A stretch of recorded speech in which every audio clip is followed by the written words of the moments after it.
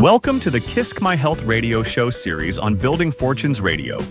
KISC My Health is brought to you by the universally recognized Cranberry King, Captain Cran Man, Stephen Lukawski.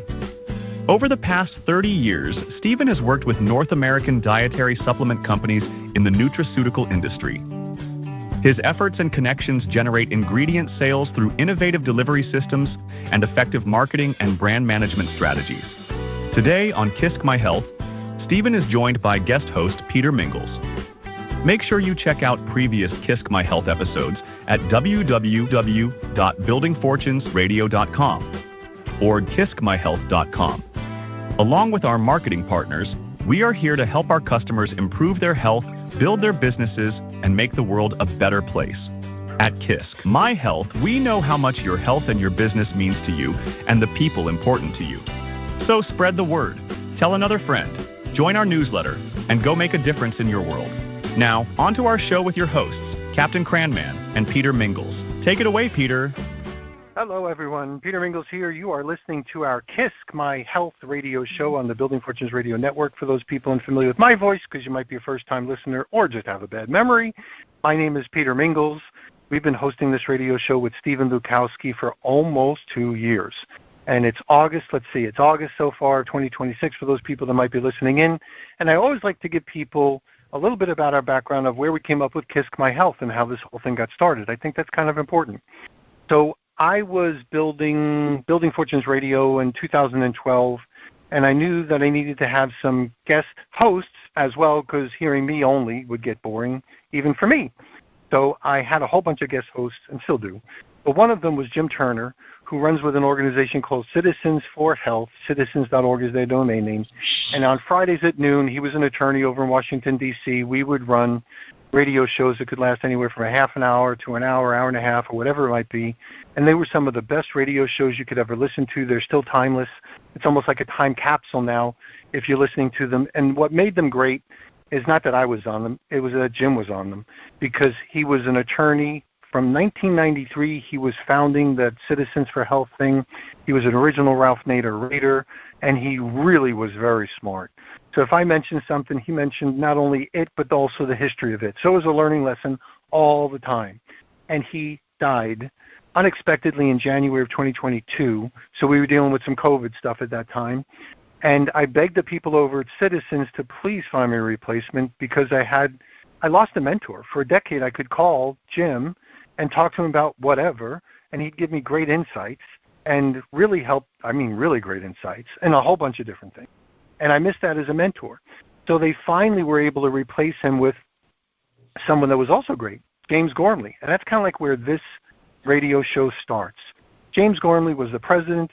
He was a publisher, great guy, super duper nice, experience in many different ways as well, wrote some books that you probably may have never heard of, but the reality is just a great man.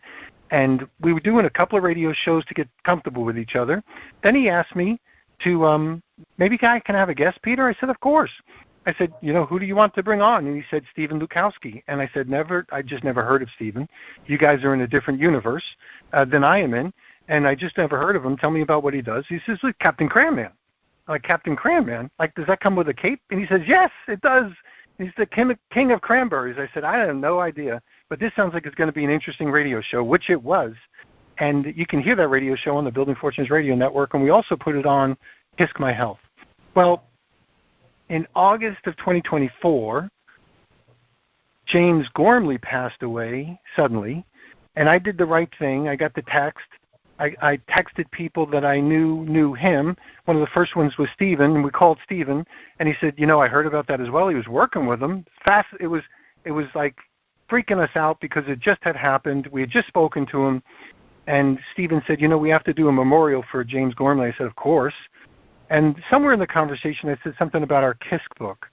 So I still haven't read the book, only because I don't need to write the book. It's a KISC principle. Keep it simple, circle, I called it.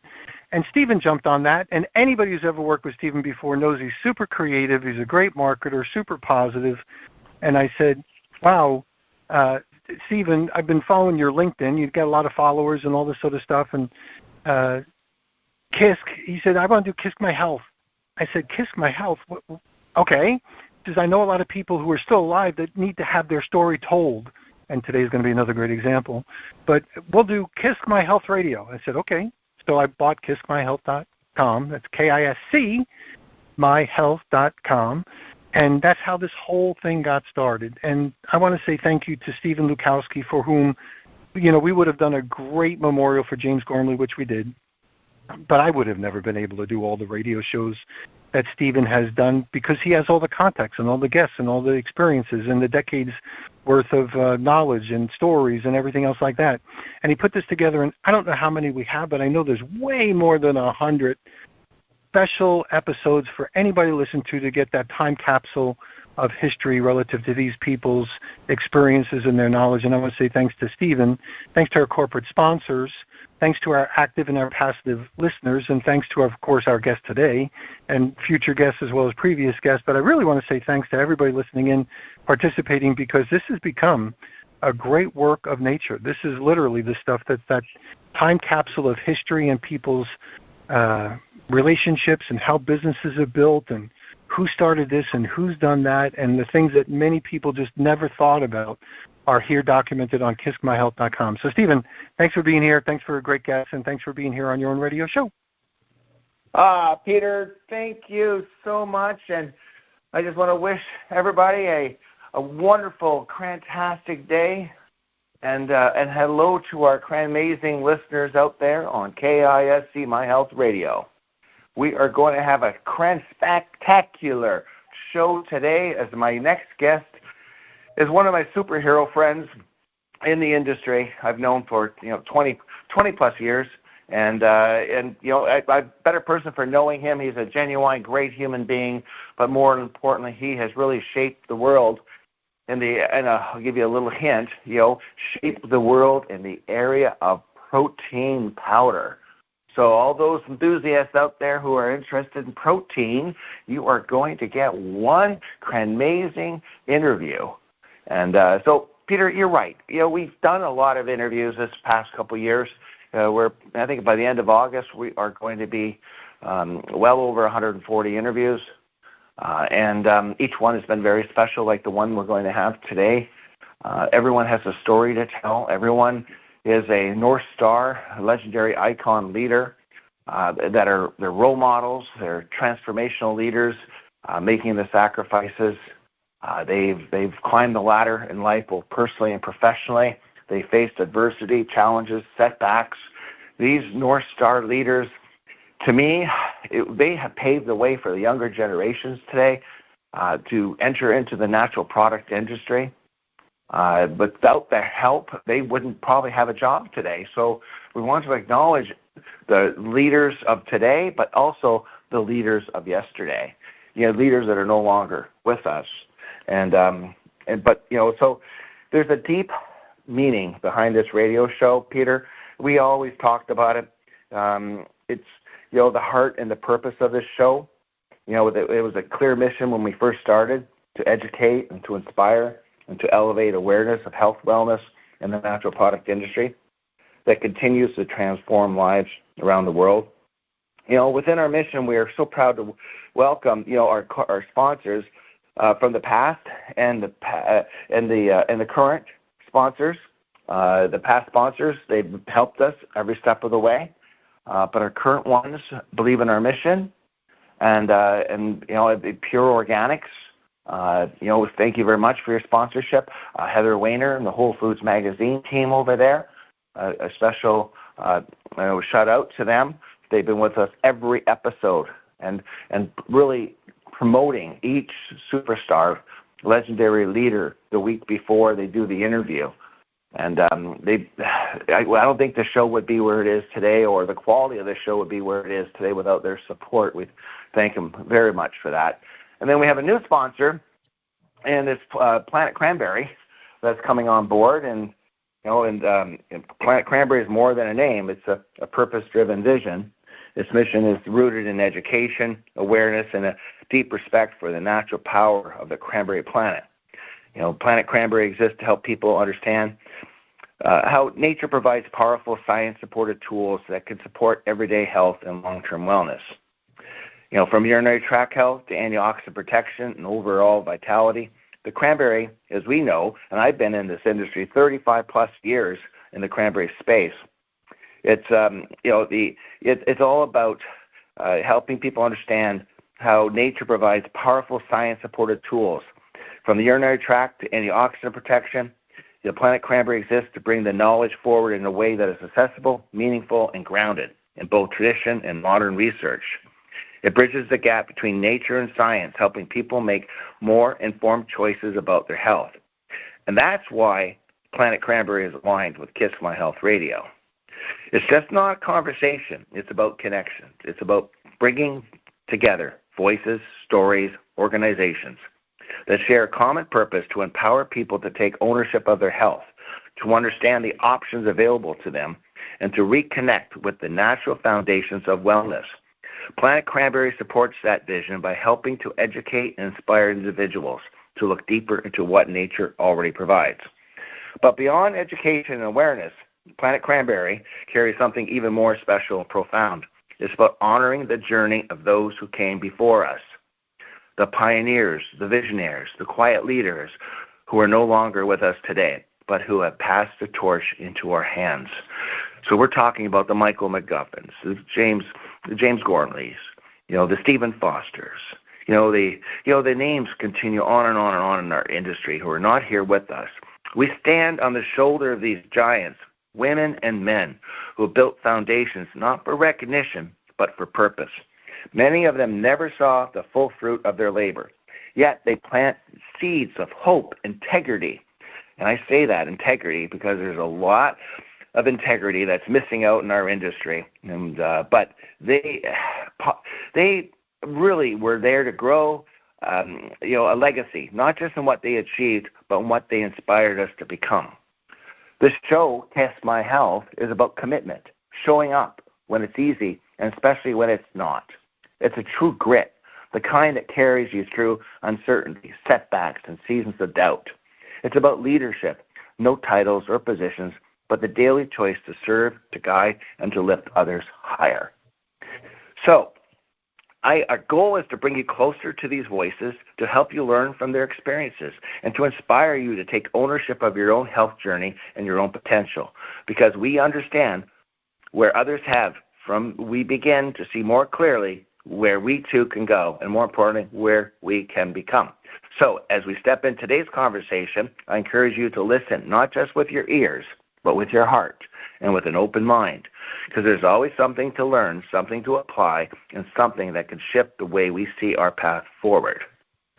So with that spirit of gratitude, respect, and inspiration for those who paved the way before us, and for those who will follow after us, let's welcome our guest of today, Dave Janow. Welcome to the show, KISC My Health, David.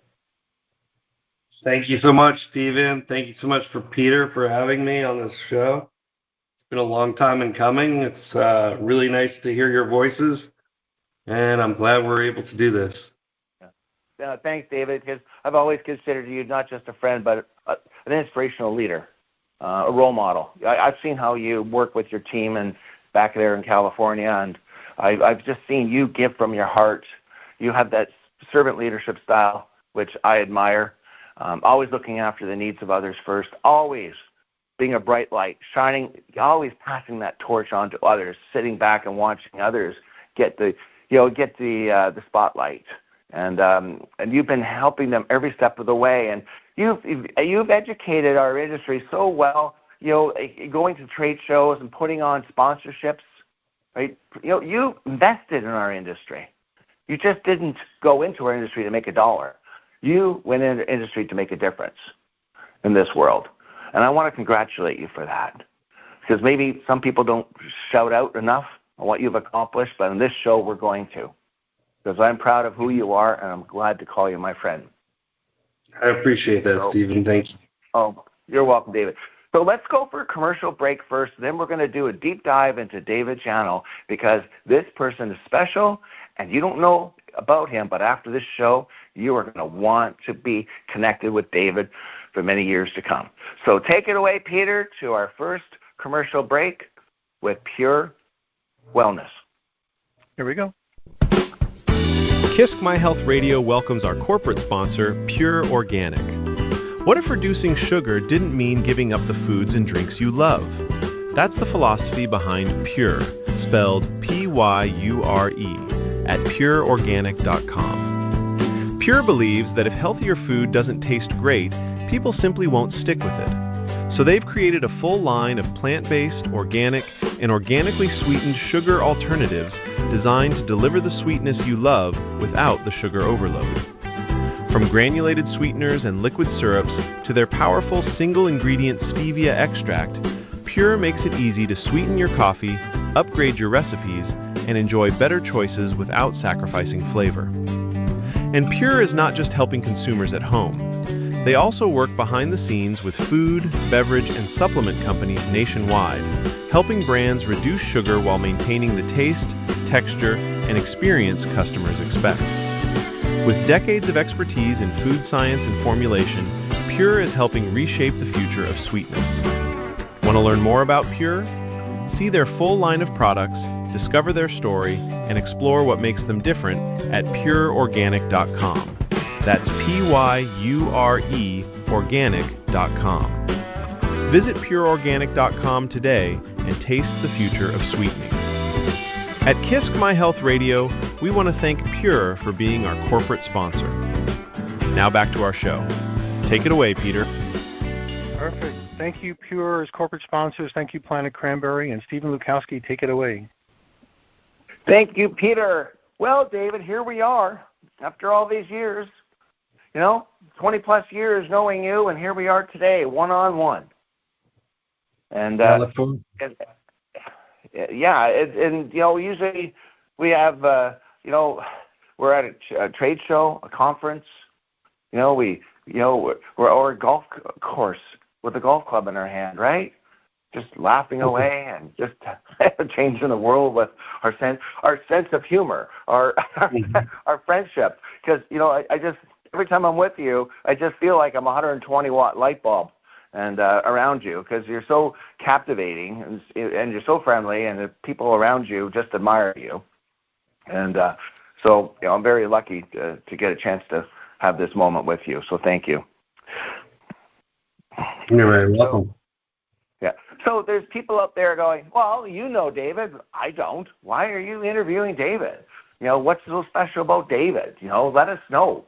I already gave you a hint about the protein side of it, but David, let me take a moment and just let people know who you are, okay? So he's the president and founder of Axiom Foods.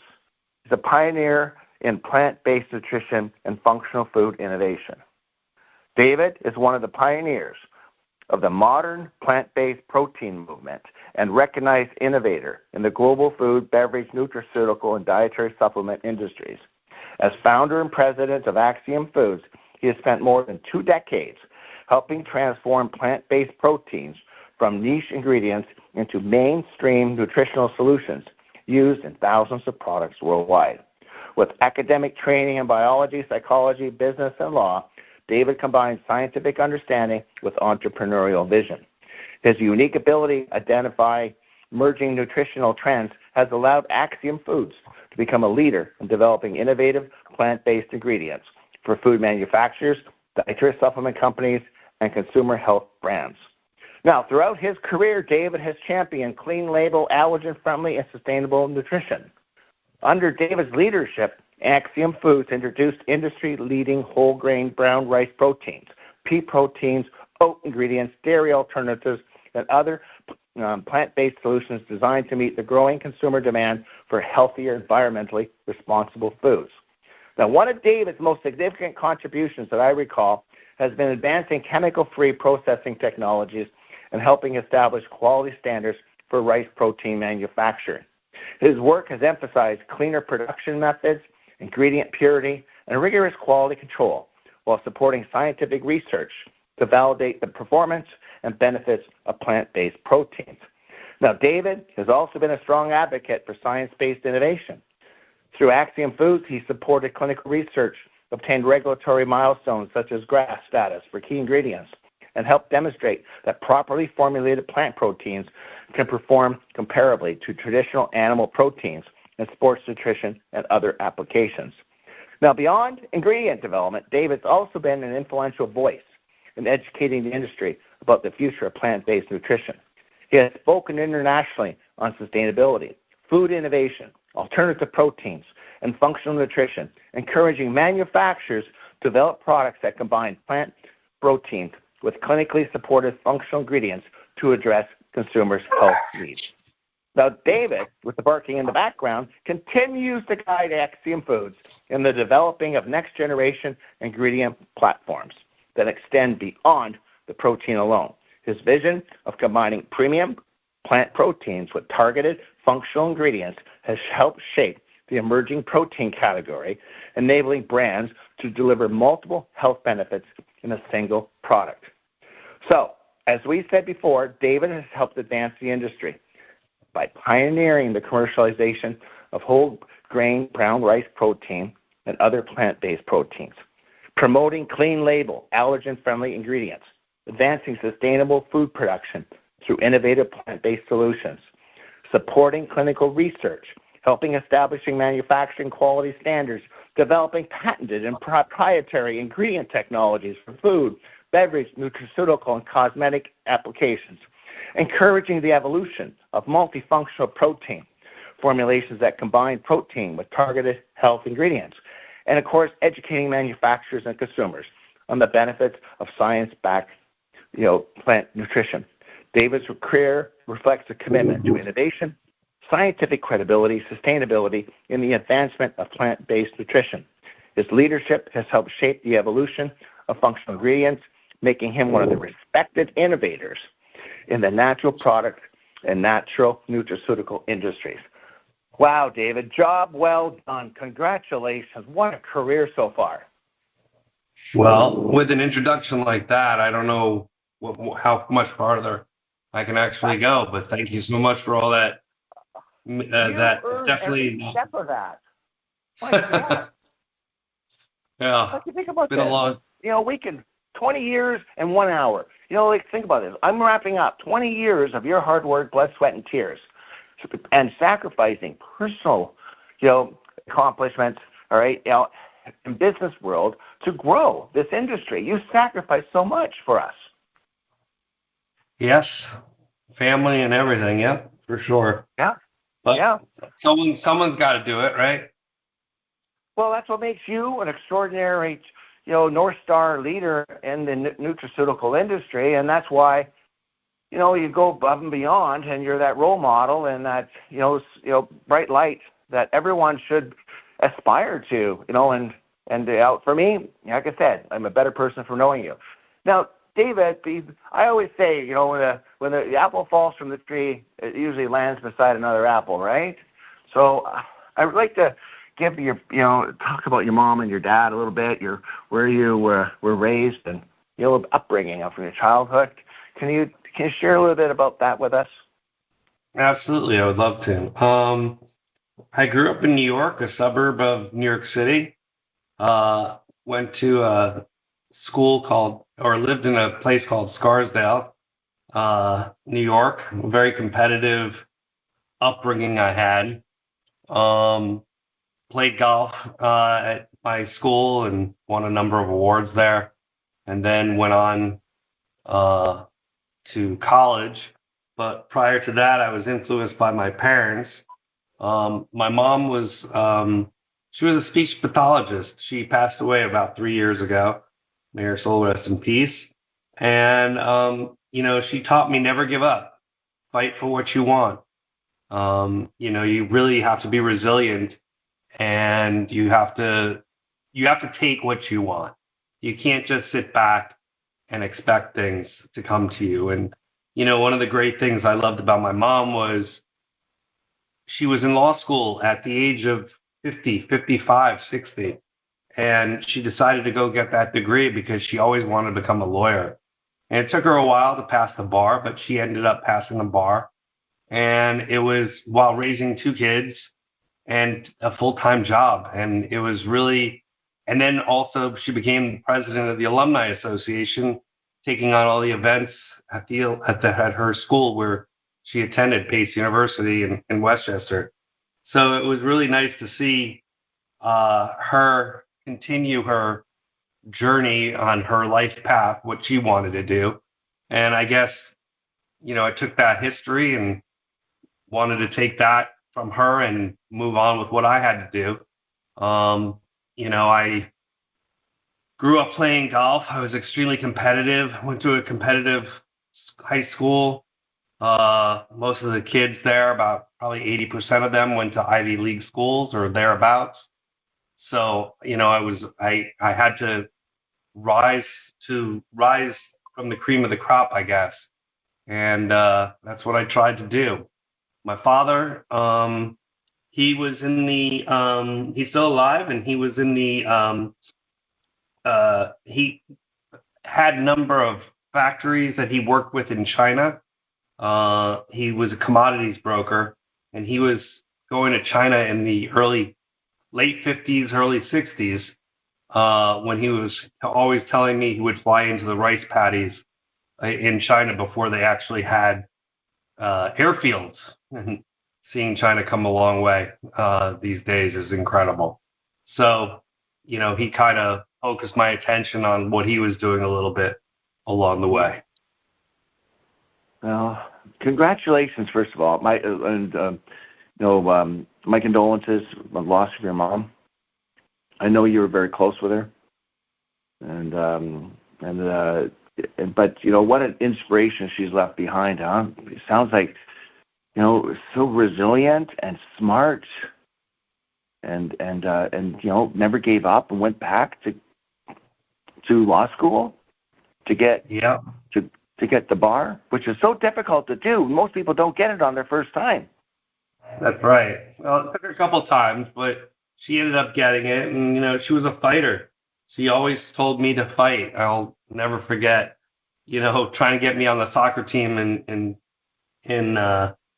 elementary school because I missed the first 2 practices. The coach wouldn't let me on the team, so she fought for me to get on the team. So she was always that fighter for me in my corner. And even on her deathbed, she fought pancreatic cancer, and she lived for over 6 years before it finally took her. But, normal shelf life on that is around 5 years, and she fought like hard to stay alive. And so that's what I try and do every day. You got to be grateful for what you got, grateful for what you're doing, and you move on and you try and leave your mark on society and life, and try and focus on something that will help people, or at least that's what I tried.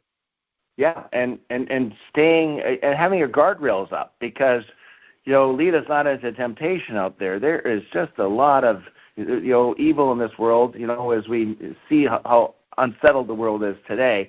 So staying focused and doing the right thing, being honorable, and because it's so easy to skid off the sidelines and go down a different path out there. So congratulations on your mom and dad. Any siblings that you want to share about? Yeah, sure. I have a sister who lives in Wellington, Florida. She works for a large insurance company. She's got a master's in that's a good question. What does she have a master's in?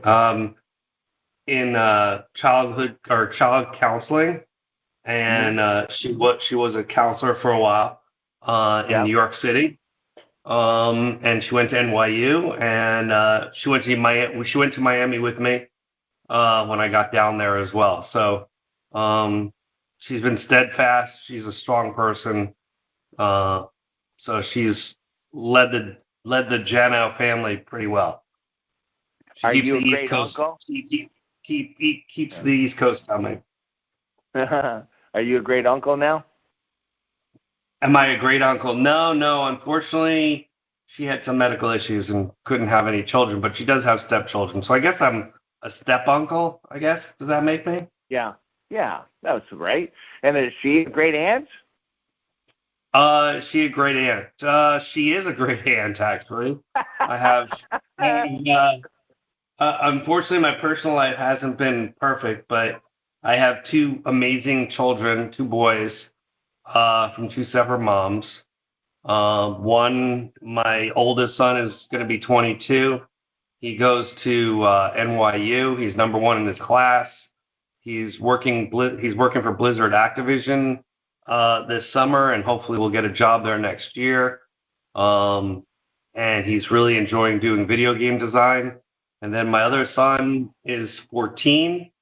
Can't believe he's 14 now. He's just starting high school. Starting high school yesterday. Yeah, he was really into basketball, and now he's chosen a sport to my heart, which is golf. And he's been starting to take up some golf, and maybe wants to play on the team later on in high school. But you know, he's a full of personality. Isn't it beautiful to watch your kids grow up, and knowing that they'll always be your children, you know, and they'll never grow up? Like my mother's 91, and in her eyes, they'll never grow up. You know, it's like that's right. It's that's right. And you can never be too proud of them. No, and you always want to lend a hand and guide them and keep them out of trouble. But I think you could look back at your career, and you could be a great role model for what you have accomplished, and it's like, personally or professionally, we all fall off the ladder a little bit, and we have to, I think, like your mother, the resiliency it's really how you get back on and keep climbing. That's right. And it's sometimes it's like as my CFO says, sometimes it's like a AA meeting. You just got to put one foot in front of the other and keep walking towards your goals, unless, and you don't want to fall off there. So it's always very important. Yeah, and surrounding yourself with people that encourage you, not discourage you, who support you, who are a positive influence in your life. Like you hang around a drinker, you become a drinker. You hang around a smoker, you become a smoker, right? So, and I just think sometimes we become the company we keep, and which is it could be a positive thing if we're around the right people with great values, morals, and ethics. We can be a rising star, like we are today. And I think you have to fall in order to be and get back up on your horse again. All right, in order to appreciate life and the ups and downs of what it takes to get to the top. Right, and for me, my ladder is like the stairway to heaven. It just never ends. It keeps keep climbing it. And I never look at what I've accomplished. I look at what I need to still do, and what little time there's left to do it. And I always had that burning desire to keep the candle going. And that's right. I follow you in that way. Yeah, no, it's like I was born in January on 1/11, and I always think that's the angel's number. And being a Capricorn, they say a goat climbs the mountain, and then finally you get to one mountain, then you look up and there's another mountain in front of you. You're like, oh, I got to climb that mountain, and then I got to go again and keep doing it. There's never really a top that you can sit and relax. So you're always moving, you're always in the go, and that's kind of like what I think I do. Yeah, well, I think there's an internal candle that's always lit. And it's never, like my mother sometimes will say, Stephen, why do you always want more in life? Like, why aren't you just happy with what you have? Why do you always want to keep climbing? And I keep saying, because, Mom, I'm curious. I'm ambitious. Life is meant to be lived.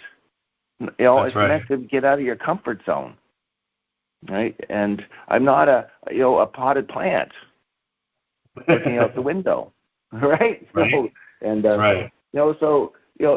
For some people, there's nothing wrong with that. God bless them. Okay, that's great. I'm just not wired that way. And that's a good philosophy to live by. Yeah, well, it's like our golf game too, right? You can go out and be great at one game, and then go back the next, and you see it in the pros, right? These are athletes that can miss a 2-foot putt, right? And look how many shots they practice every day to be where they are, and the sacrifices they've made. And and beyond. Like it's to me, I think that's how you look at life. What you put in is what you get out.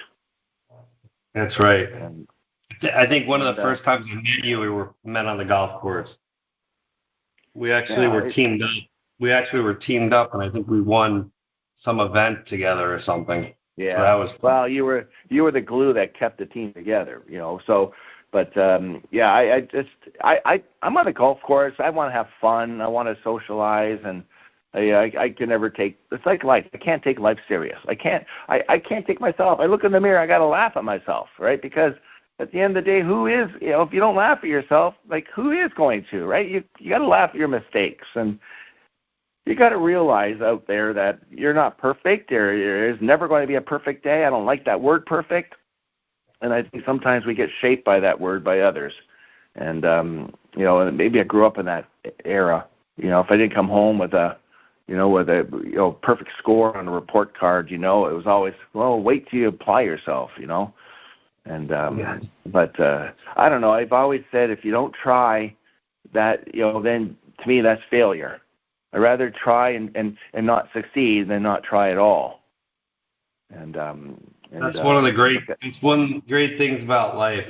I tell everybody who works for me, it's if you don't try, you got to try, number one. But number two, to that point, if you don't ask the right questions, don't worry about it. But ask the question. Don't be afraid to ask the question, because you know what? At least you'll get an answer. You may not get the right answer, but you'll get an answer, and there'll be some nice.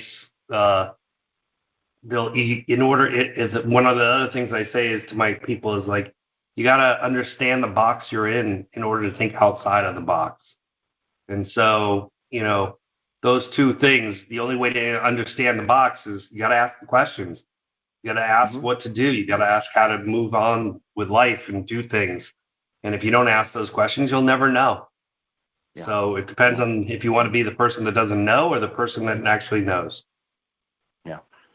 And never be afraid to ask questions. There is not a stupid question. Never a stupid question. That's so right. Always ask. Never stop learning. And, the art of questions. I think there's a book out there on that. And you're right. It's how are you going to be able to teach yourself, educate yourself if you don't ask the questions. So, hey, I was going to ask you about your grandparents. Did you remember them at all?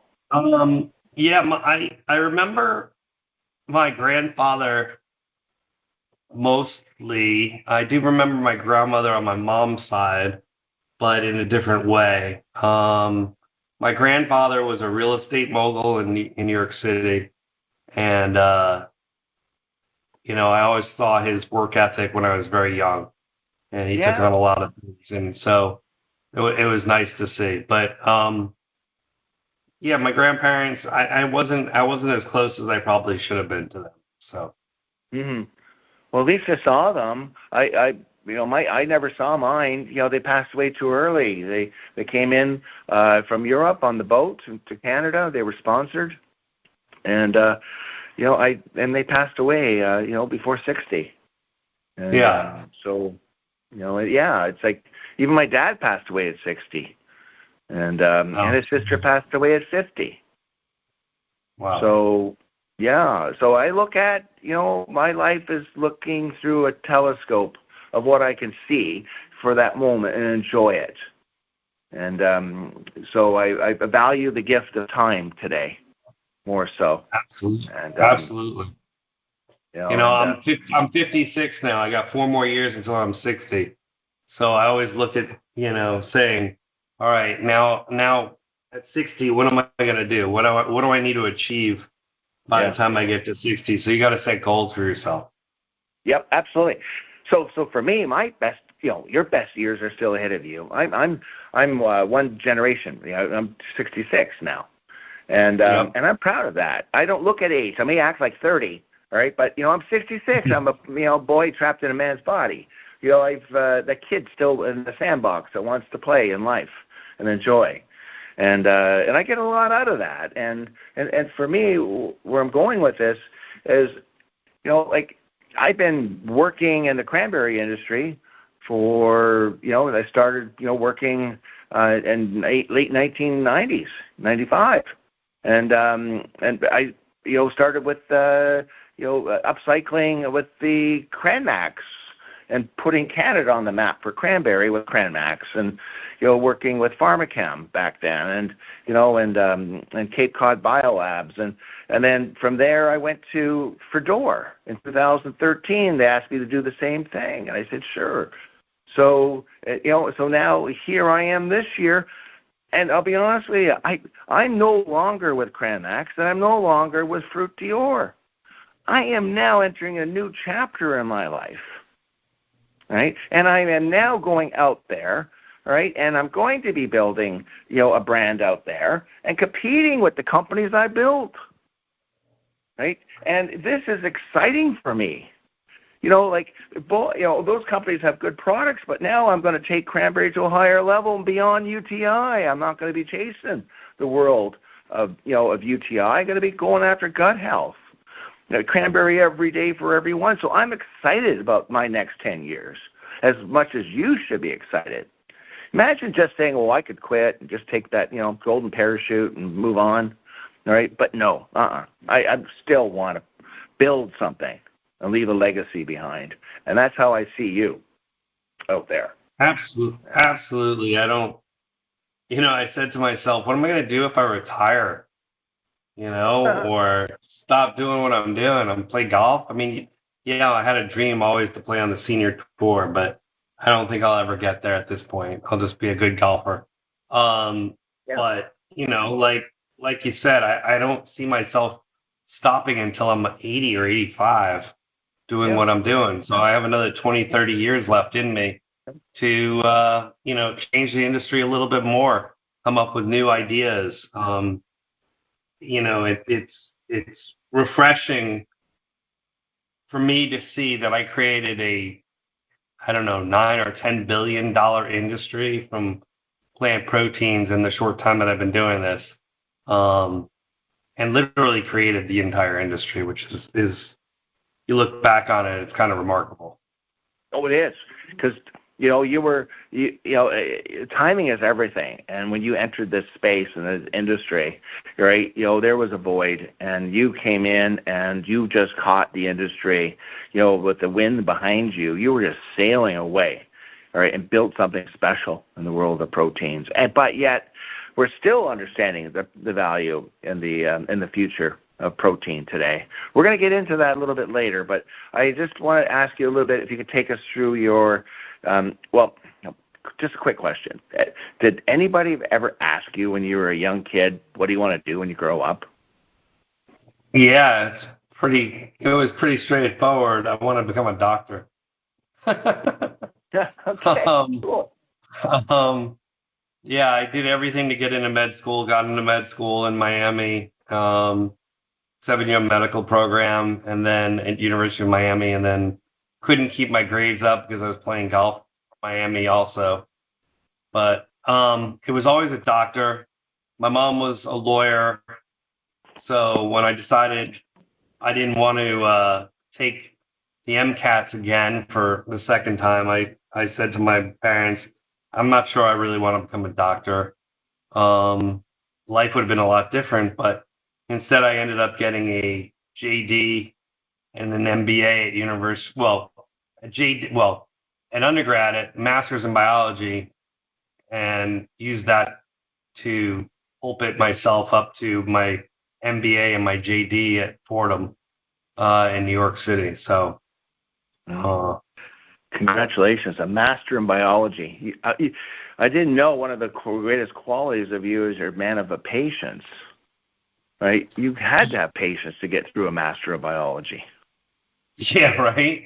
Well, it was a 7-year program, so it wasn't as bad as I thought. But when I got out of med school, I had all these credits, and what could I do? So I put them towards the masters.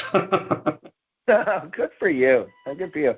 So I was going to ask you, can you take us through your educational journey? From elementary school through university? Sure, absolutely. Let's see. So I grew up in New York, town called Scarsdale. Went to Scarsdale High School, graduated in 1988 for those people out there. Went to Lehigh for 2 years. It's a little Ivy in Pennsylvania. And I really didn't have much fun there. Played golf for them and then ended up going down to University of Miami, got a scholarship to play for golf for Miami as a walk-on. Got into med school, was in 7-year medical program, and then I basically couldn't keep my grades up because I was having too much fun at Miami, and ended up getting a BS in biology, a BS in psychology, and a master's in biology at University of Miami. Big Canes. I'm a very big Canes fan. I'm the vice president of alumni out here in San Diego. And then my parents said, I went on tour. I came in second. And my parents said, all right, enough playing around. Come back up to New York. And that's what I did. So then I went to Pace University and Fordham University, got my JD, my MBA, and my LLM, which was a Master's of Laws. And at that time, I was working for a large law firm called Cadwalader, Wickersham and Taft, and became a corporate attorney, doing mergers and acquisitions and such like that. Did you enjoy that? No, I hated it. 90-hour work weeks. Made a lot of money. It was a long time in coming, and it was something that I had set my sights on to be a good corporate lawyer, but it wasn't in my cards. It wasn't something that I knew I could do. I knew I needed to be my own boss, and I needed to be an entrepreneur, and that's where I ended up. So, I love what I do now. Well, then that's a great job that you had, because you figured out what you don't want and what you do want in the life of an entrepreneur. All right. So, and we call it, sometimes I call it, because there's days like people don't understand, just because you're successful, there are days that entrepreneurship smells like entrepreneur. And, I got to use that term now. Well, some days I feel like a farmer as when you're in the entrepreneur stage, we'll call it. Like you're planting the shit in the fields, right? The seeds. You're composting. You're trying to figure out when how to make it grow, and nobody really. I don't think a lot of people, unless you've gone down that pathway, know the discipline and the sacrifices to run your own business. And what they don't teach you at university, you learn on the streets of being an entrepreneur. Yep, that's right. Yeah, I'm going to jump into that question right now. Can you share with us, something, a realistic, memory that you had that said, "Welcome to the world of being an entrepreneur"? Unfortunately, in my case, it was when I created rice protein. I didn't know the businesses that were interested in using protein as a food ingredient. I got started doing it as a pet food product. And, I was able to do that for a couple of years with my dad. But when I went on my own, I guess within the first 6 months, the distributor I had helping me to distribute the products, trying to go behind my back. So, it was a lesson learned. And, I guess the big lesson from that is never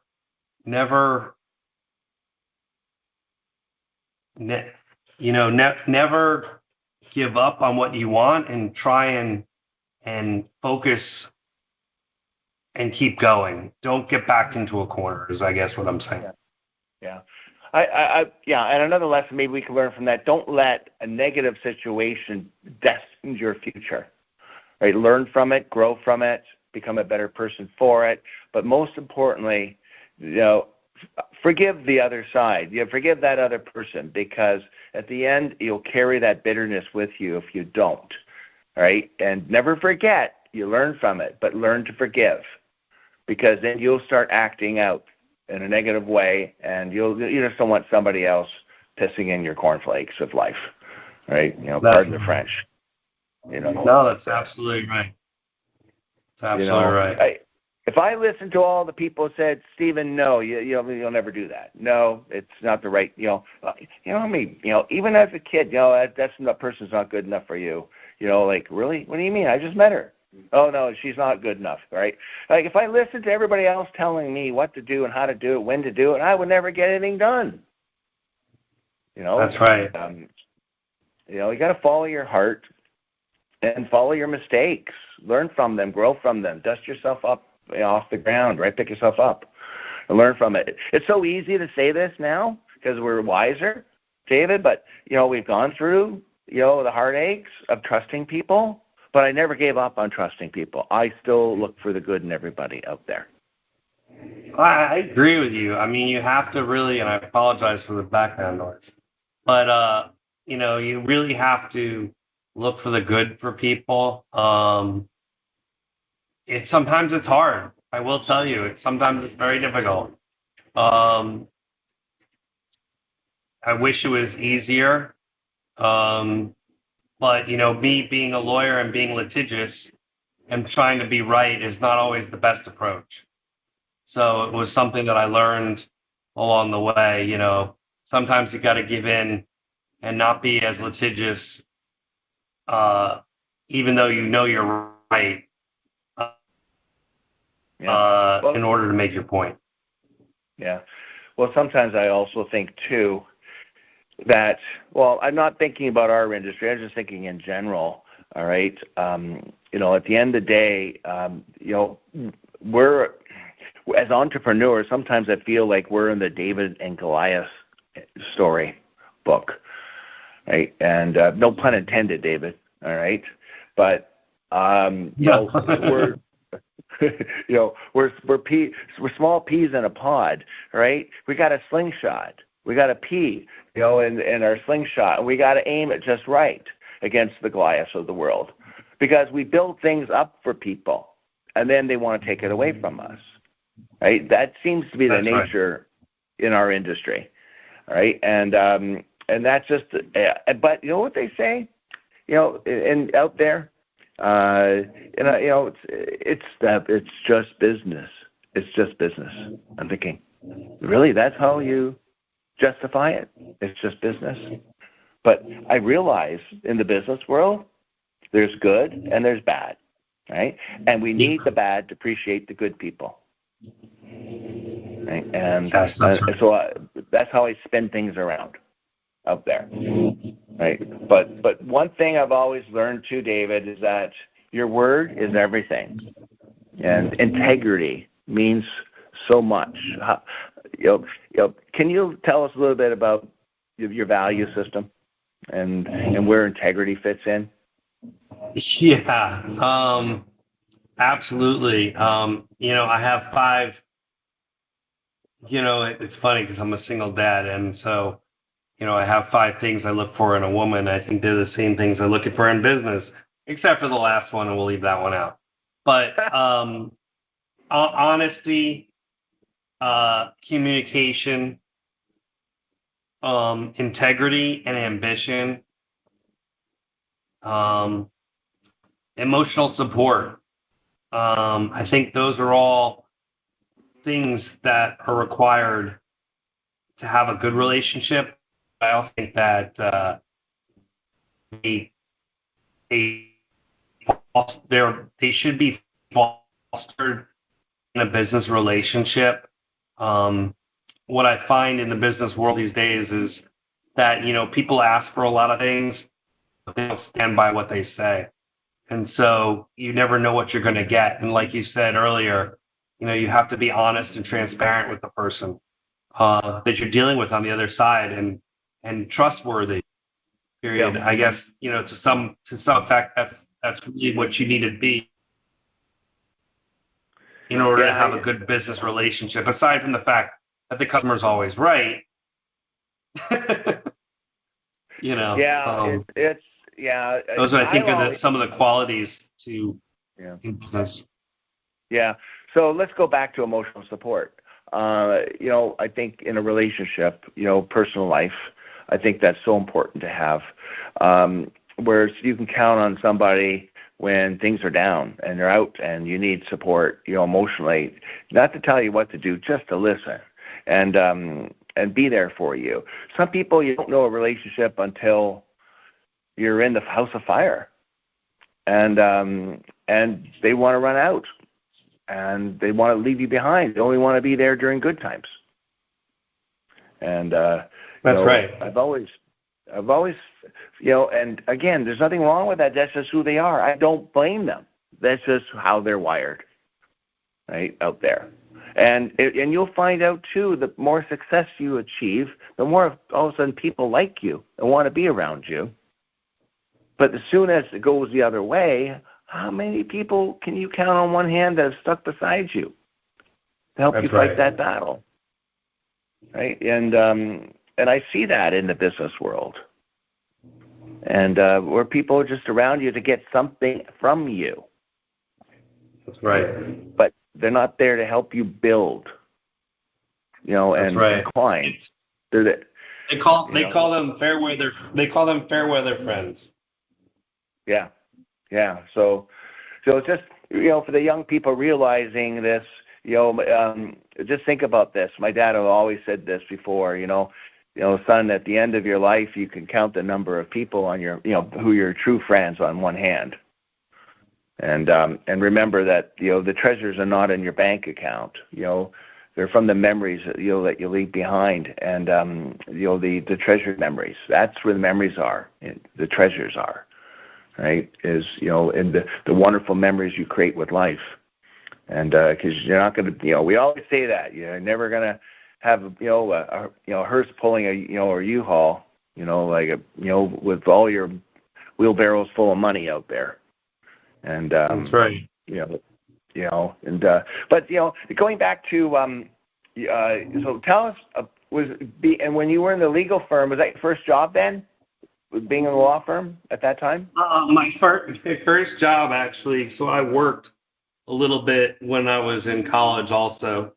I consider my first real job was working for a restaurant called the Chart House, and I went from a valet to a server in about 5 or 6 months. And while I was in school and over the summer, and I made some decent money there, and I realized, hard work pays off. So that was kind of my first foray into the business world before becoming a lawyer. Yeah. Because I had a lot of school, so I didn't have, I had a hiatus of work between there. I think, maybe that's where you learn that gift of serving others, with that type of job. And, when you look back, you go, wow, it's like great money, yes, but it's so good to see people smiling, happy, you're able to be part of their life, and I think that's the greatest joy I get. And, maybe you want to, share on this, is when you see others succeed, when you see others happy, based upon your input. Absolutely. I think,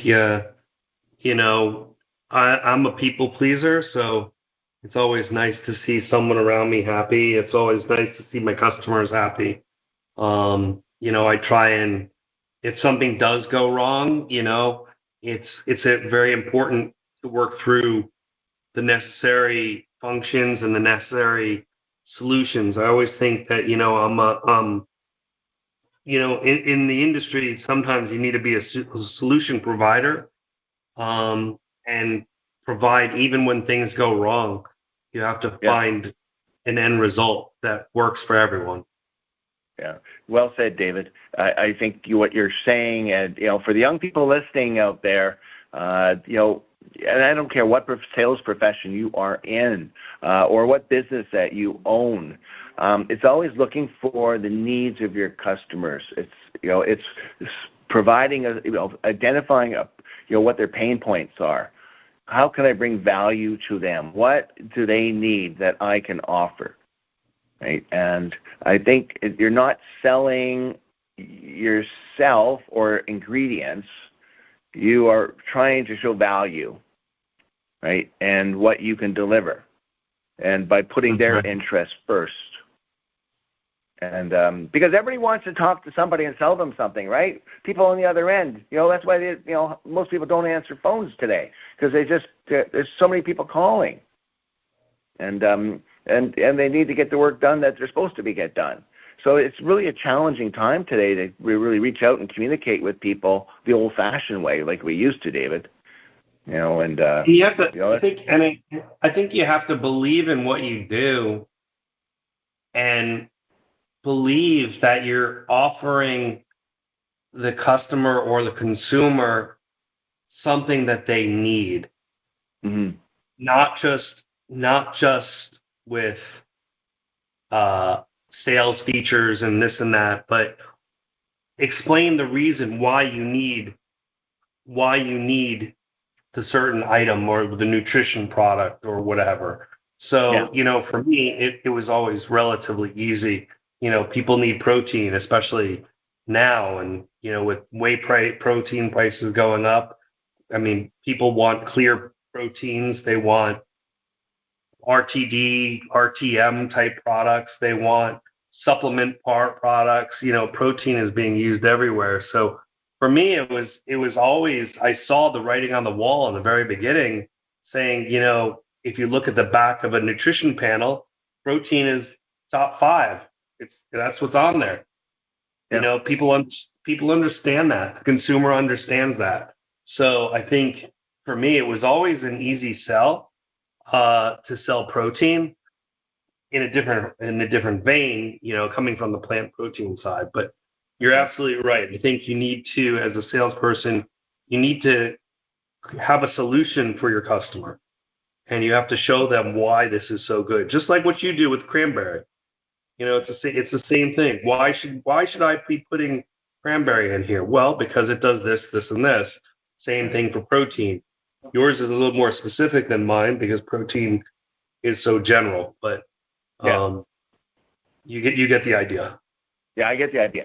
So so let's talk a little bit about your company that you created. First of all, the company that for those who are listening is called Axiom Foods. What does Axiom mean?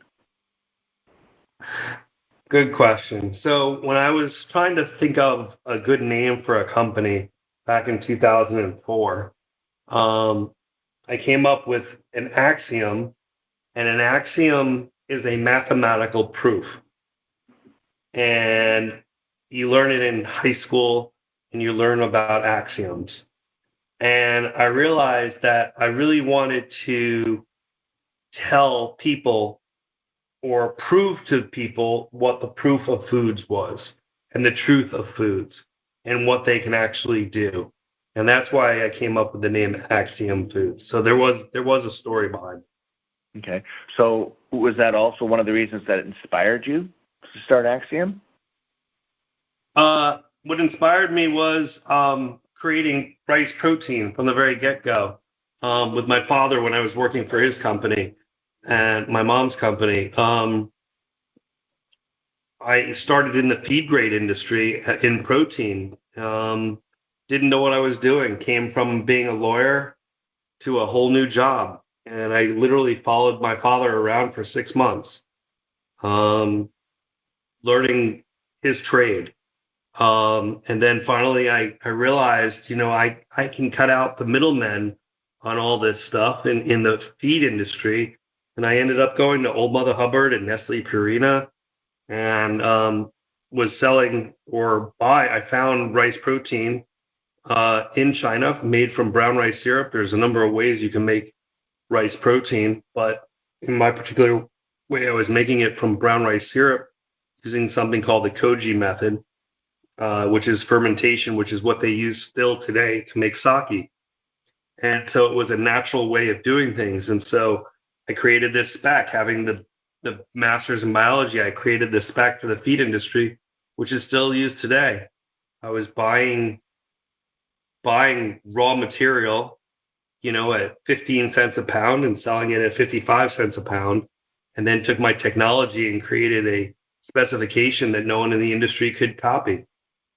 And so, there's these barriers to entry that I created. We got out of the business, and then that's when I started Axiom Foods. We sold 35 million pounds in my first year, so it was a good year. Congratulations. And thank you. And then of course, as we talked about earlier, people come in the business and they want to try and copy you and cut corners, and that's where the melamine came in from the Chinese. And I ended up going into the food business, and then the melamine came for the pet food and was killing cats and dogs, and almost went bankrupt at that point because nobody wanted rice protein, and the FDA kept knocking on my door saying, "What are you doing?" I said, "It's not me. I know who's doing it." So a little bit of a whistleblower, and told the FDA what to do. And, that was in 2006, 2007. And then all of a sudden started getting some hits. So, on rice protein food grade, not feed grade.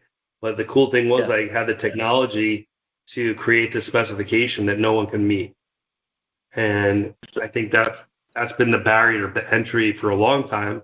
All my specifications are still used today. So it's kind of cool to see it. Where does purity fit into that specification in terms of heavy metals and? Well, purity is a good question. Is a protein pure? When you say protein pure, does it come with impurities? Of course it does, because it's from plants. If you look at rice or you look at peas, rice in particular is grown in water. It's a weed. And so it absorbs indiscriminately all the heavy metals, all the good stuff and bad stuff in the water. And, it's a question of the technology to take out the bad stuff while keeping the good stuff intact.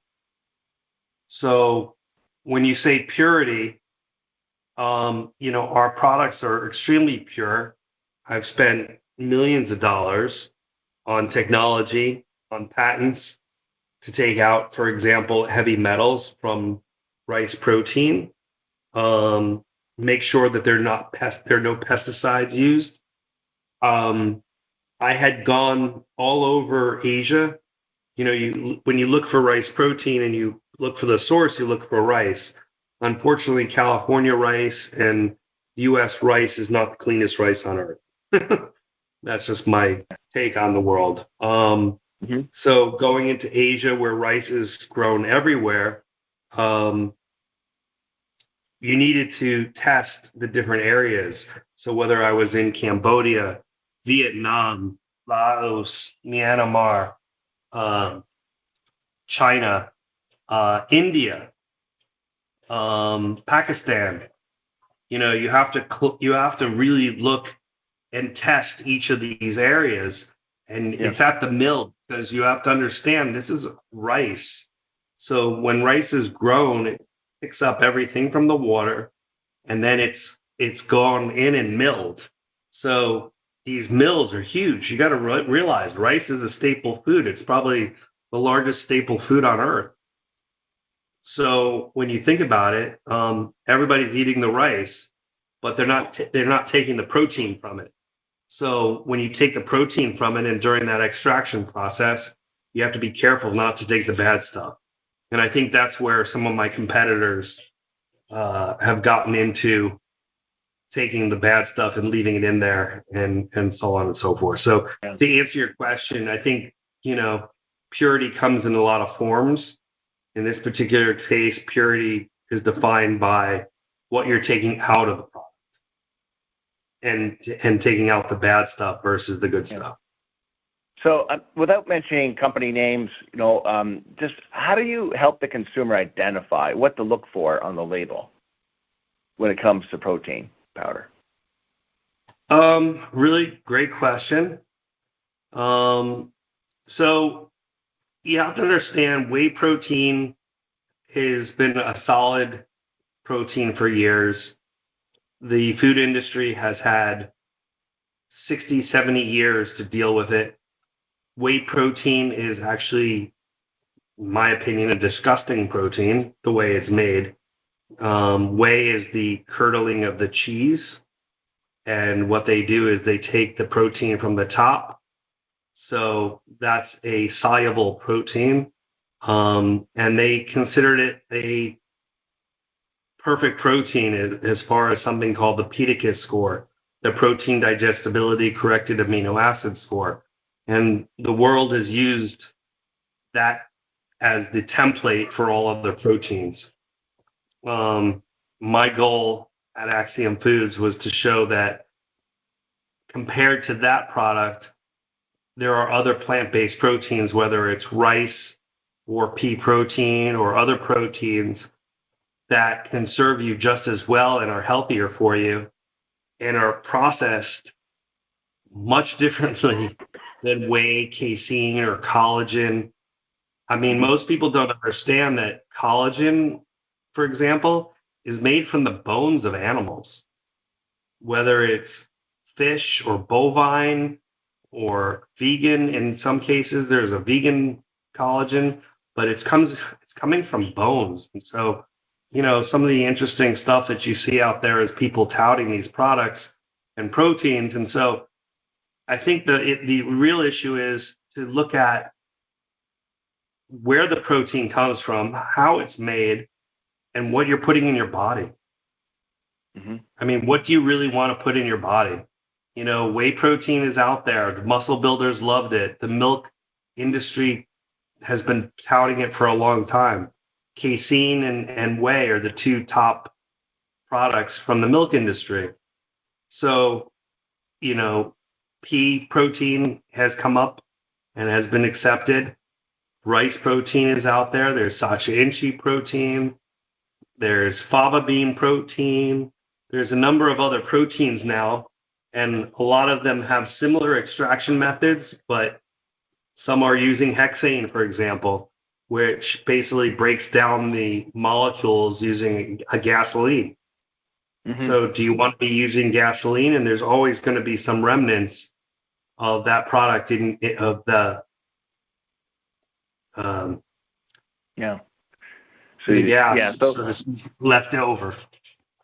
Yeah. So at the end, there's really is a need to create a higher standard, maybe a third-party independent analysis of protein out there with a certification. Maybe there's something that that's an opportunity for someone out there in the third-party testing business. Because absolutely. I mean, everybody's got differing things. I mean, the specification sheet that I created in 2004 versus today, I mean, I test for, 50, 60 things, plus pesticides, which are over 567 different items are tested, almost on every single batch. So I think you don't see that at all amongst any ingredient, for that matter. Yeah. So is it safe to say that like you're talking, there's purity and then there's adulteration, right? We're talking about identification, authenticity here, but to me, for the consumer's benefit, how do they know they're getting a clean, pure, safe product without third-party testing? How do they? Is it just trusting the manufacturing, the retail brand owner? Is that where we're at today? Is there a problem out there that we need to recognize and do something about? Yeah, I think there's a huge problem. I think the consumer, unfortunately, even in our industry, like you said earlier, there's some good players and there are bad players. It's not for me to name names. It's not for me to tell people how to do their business. But you pay for what you get, is basically what I'm trying to say. And when people say they put on the consumer-facing products, when you see a product, whether it's creatine, whether it's rice protein, whether it's pea protein, you don't know where it's coming from. But a lot of these product CPG companies started out as smaller companies using quality products, and then were forced to use cheaper products that may not be tested as much, may not be rigorously looked at, may not be examined the same way they were when they were small. But because these customers are now buying the cheaper product because they think it's cheap and they need to put more money on their profit margins, I think unfortunately the consumer is at a loss. And I think it's sad because, like you say, you pay for what you get. Things just cost money. And in order to stay competitive, you have to drop your costs. And, who's going to pay for the R&D, the millions of dollars that went into this? Who's going to want to give you the purest product, as you say, versus adulterating the product? Yeah. But adding the melamine was adulteration, but they thought by adding melamine they could fake the protein level, and that was a barrier to entry for them. So by adding the melamine, it faked the protein level using the cage doll method, and it was a nitrogen precursor, and the protein level was a lot higher than what you actually were getting in the formula. So these are things that have happened in the past. I think it's the responsibility of the manufacturer of the finished product for the consumer to really stand by their ingredients. Period, and not just yeah.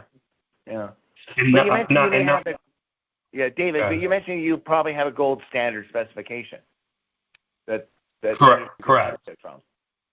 Correct, but it's up to the customer to decide whether they want to put Arizatine, for example, as the trade name, on their packaging. Mm-hmm. They may just say brown rice protein. So if they just say, or rice protein, and a lot of people don't even know why it's brown rice protein. Is it made from brown rice? And then there was the sprouted brown rice protein. The sprouted brown rice protein is a myth. It was something I did in the very early days because it was important to sprout brown rice because of GABA and the certain ingredients that are formed during the sprouting phase that are also in the rice protein. And people like that in the nutrition industry. The problem is it's not commercially effective. And so people still use the word sprouted, for example, and it's misleading because it's not sprouted. It's impossible. I mean, you need thousands of football fields to sprout brown rice because, for example, it takes 10 containers of rice, 10 full truckloads of rice to make one container of rice protein at 80%. So, it's quite a bit. Obviously there's a need. We started right at the beginning, find a need, and then come up with a solution. Right? So obviously we identified a problem. There's a need, and now we have a solution. So who's going to wave that flag up there? You try and do the best you can and educate the purchasing agents, the people that are forward facing of the consumer. Yeah. And that's kind of why I created my own brand called Growing Naturals, because I use the best quality products I make and I can stand behind my ingredients because I make them.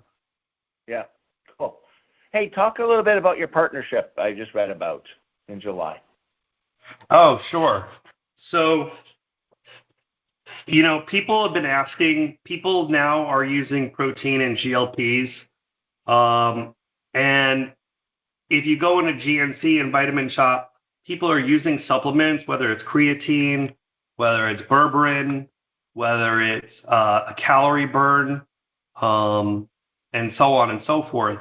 And so the partnership with NNB Nutrition is there because people have been taking protein in RTD, in RTM formats, and in bars as well for quite some time.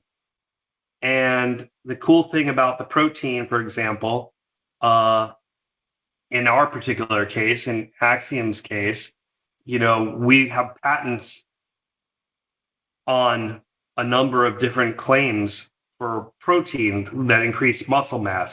So, for example, covering the administration isolate to successfully induce skeletal muscle hypertrophy, body composition, decrease fat to muscle ratio, strength and power claims. These were all claims that were limited to whey protein. And so now, with the combination of NNB Nutrition and Axiom Foods, we're able to provide a rice protein or a pea protein as the vehicle to get the added ingredient, whether it's creatine, whether it's a mitoprime, or whether it's a calorie burn, or some of these things that are all clinically proven to do things. So it's one thing to do a clinical trial, and it's another thing to have something clinically proven. Clinically, just doing one clinical trial costs money. To have something clinically proven is more than 3 trials. So, and using placebos and using different types of triple blinded studies to make sure that these ingredients are actually working and it's not just fairy dust. Yes. So right. The combination. So the combination between Axiom Foods and NNB Nutrition is basically, all my products are backed by patents or clinically proven, and NNB's Nutrition's products are the same way. They're just more in a functional ingredient type focus. Well, what do you do when you add those ingredients together? What claim are you making? Well, for example, if we just looked at a calorie burn, which is one of the products, for example. So for weight management, you could possibly make some weight management claims. You can make, in the sports nutrition category, you can make some. In the energy boost, you can make some with protein. The GLP world has really created a need for protein. And that's why you see bread companies getting into protein. Everything's with added protein. Yeah. And then eventually what's going to be is, hey, in the sports nutrition world, you may want to take a creatine or this dileucine, which rice protein helps get the absorption of dileucine. Leucine is one of the building blocks and is one of the 3 amino acids, the essential amino acids that you need in order to build muscle. So using their products and using the protein as the vehicle, the efficacy of the protein and their product work together synergistically. You mentioned the word absorption, right? So you're saying when you add your protein with this particular, ingredient, that you're yes, it aids. For example, rice protein will help leucine get digested, and NMB has something called DL185, which is a dileucine product that helped in. It's a form of leucine that has been shown to increase muscle mass. So, for example, if you use your protein and the dileucine, the rice protein will actually increase the dileucine absorption even more. Mm-hmm. But, like there's the immunity. You see all the boosts out there. People are doing immunity boosts and longevity boosts and cognitive health and greens and reds. If you start mixing these with protein, you're getting the full package. And that's what consumers really need. Okay, so a couple questions here. Just what's the difference between we talk about plant-based protein, but what is the difference between a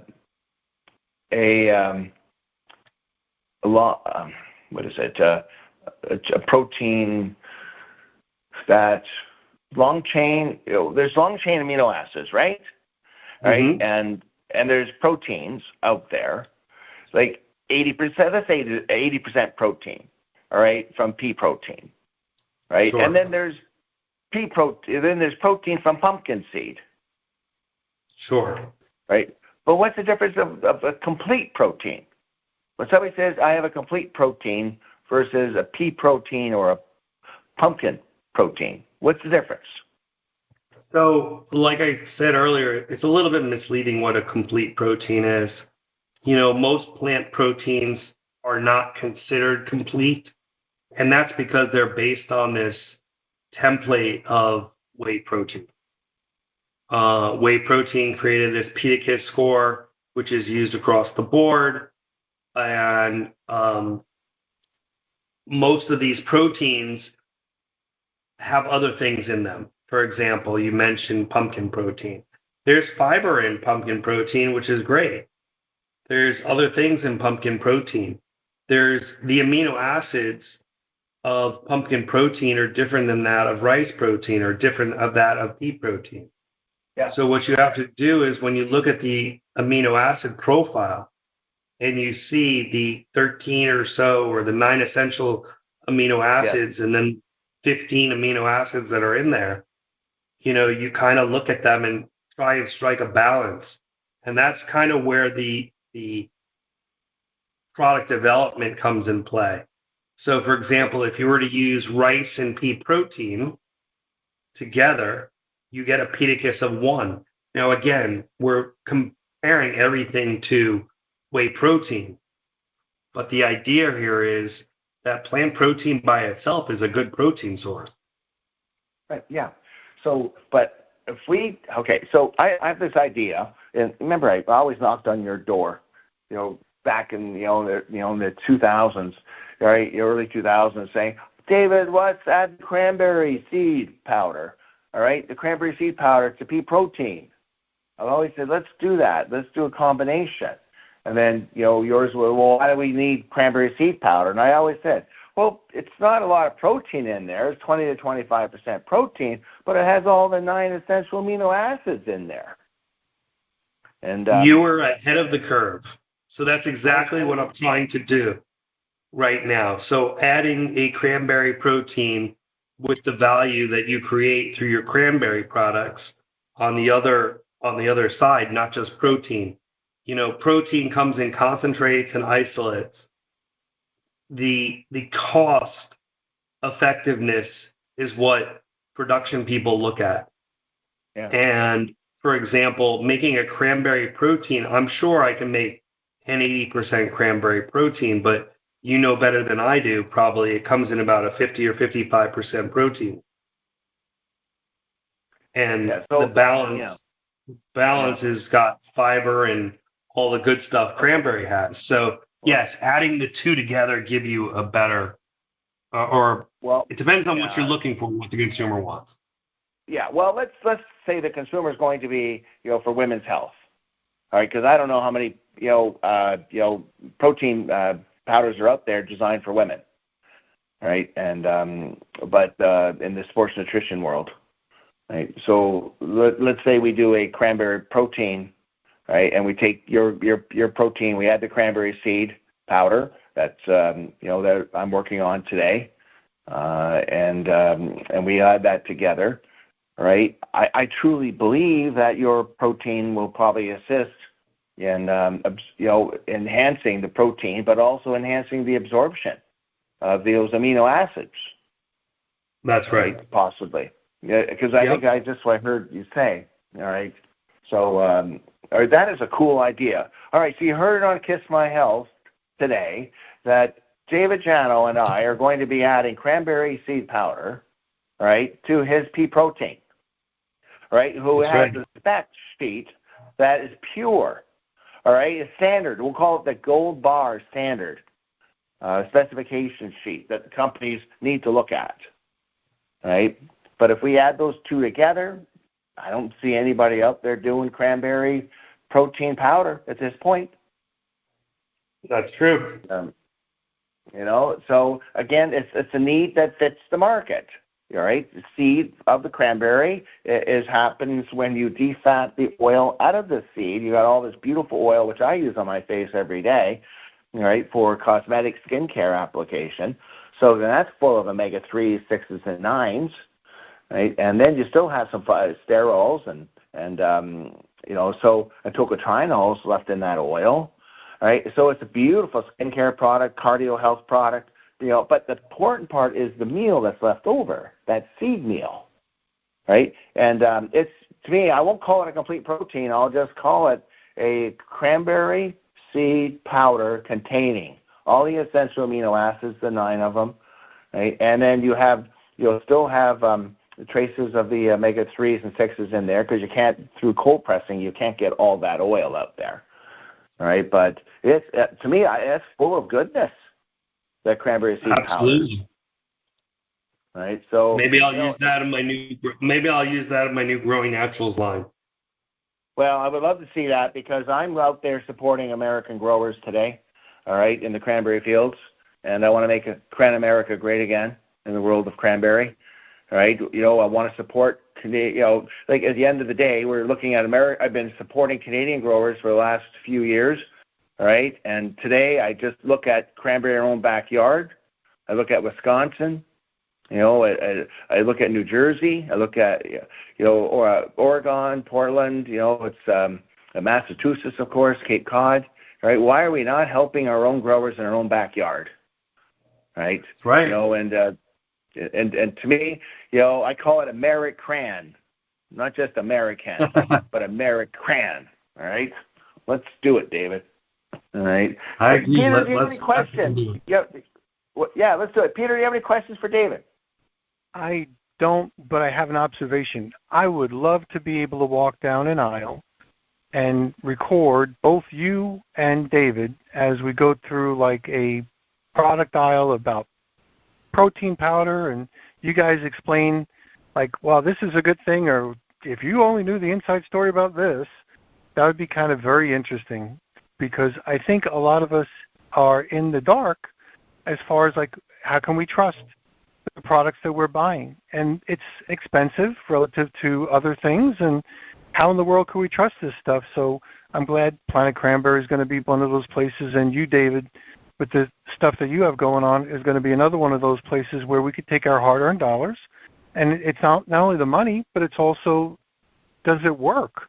If something doesn't work and you're spending money on it, all of the money is thrown away, but you never got the benefit. So I'm really interested, and thank you so much for the work you've done, the explanations you've given us so far, because this is fascinating. And just as an aside note, I grew up in New York. My wife, which was my girlfriend at the time, grew up in Yonkers, so we used to spend a little bit of time over at the Nasons at Central Park Avenue, so I know exactly. Of course. Scarsdale. Yeah. That's right. So I know the stomping grounds. I used to play tons of video games there back in the day. Yeah, great places. So having said that, Stephen, do you want to run the next commercial and then we'll continue? Well, ask David about his schedule, at the end. Does he still have a few moments? I don't know where you're. I think. Yeah, I mean, I have another 20 minutes or so I can go. Okay, all right, take it away, Peter. Here we go, Planet Cranberry. Here we go. You've been listening to the KISC My Health Radio show on Building Fortunes Radio and the Humongous Radio Network. This KISC My Health Radio show is also available on Amazon Music, Apple Podcasts, Spotify, and iHeartRadio, as well as dozens of other platforms connected to the internet. If you are interested in the world's best cranberry product line, You will want to get your products from Captain Cranman himself, Stephen Lukawski, from Planet Cranberry on planetcranberry.com. The website will be online before the end of the summer in 2026.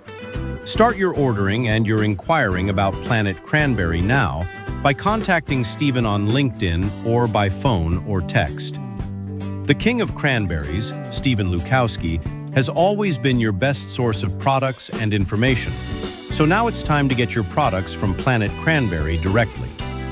With Planet Cranberry and Stephen Lukawski, you can make your world a better place and help others do the same. Now, back to our KISC My Health Radio show. Take it away, Peter. And we are back. Peter Mingils here with Stephen Lukawski. You're on the KISC My Health Radio show. This is a fascinating conversation. I do have one basic question.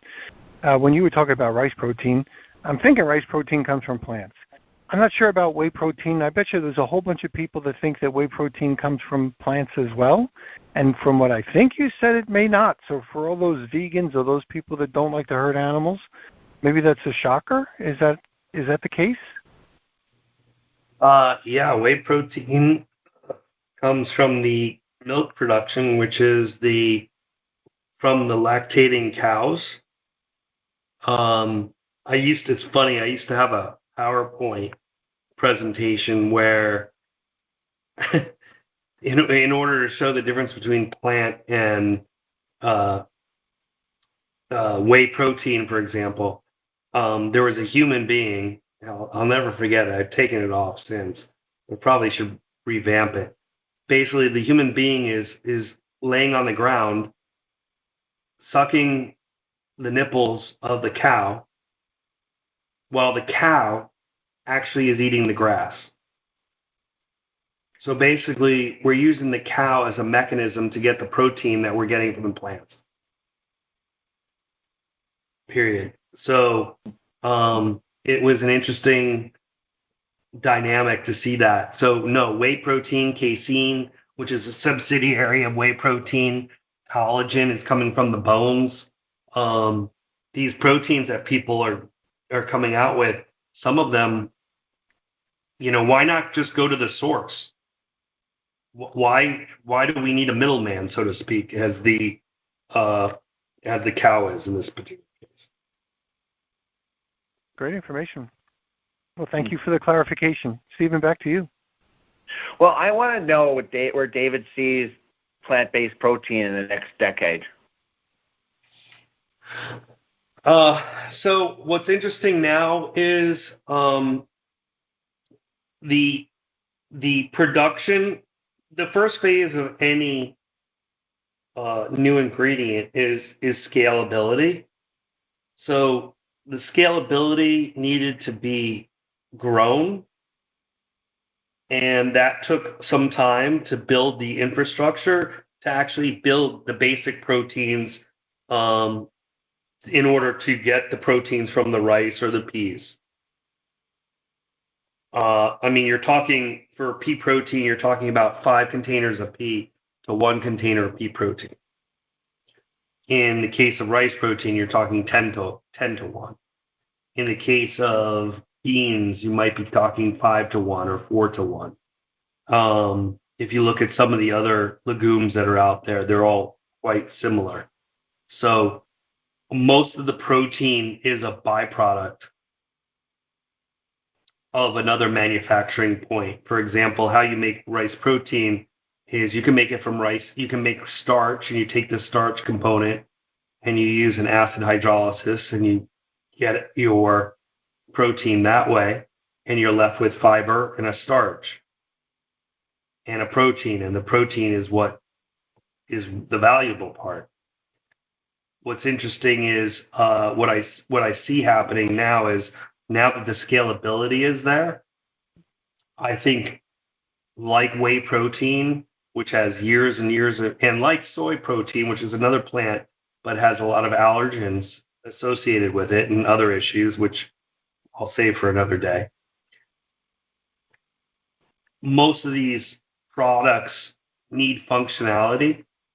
And so it's up to the food scientists now and technology to determine different functionalities, whether or not a protein is good for breads, whether it goes into a meat analog, whether it goes into a cheese as a fermentation type product. There's a lot of different functionalities that will come from these base proteins that they'll add and tweak using different methods, scientific methods, to gain the functionality or to make functionality similar to that of soy and whey protein. Maybe that's clearer. So David, if you were, maybe you answered this already, maybe you're doing it right now, but if you were to start Axiom Foods today, what would you do differently? What would I have done differently? Don't be as trustworthy, meaning don't trust everybody just because they say something to you.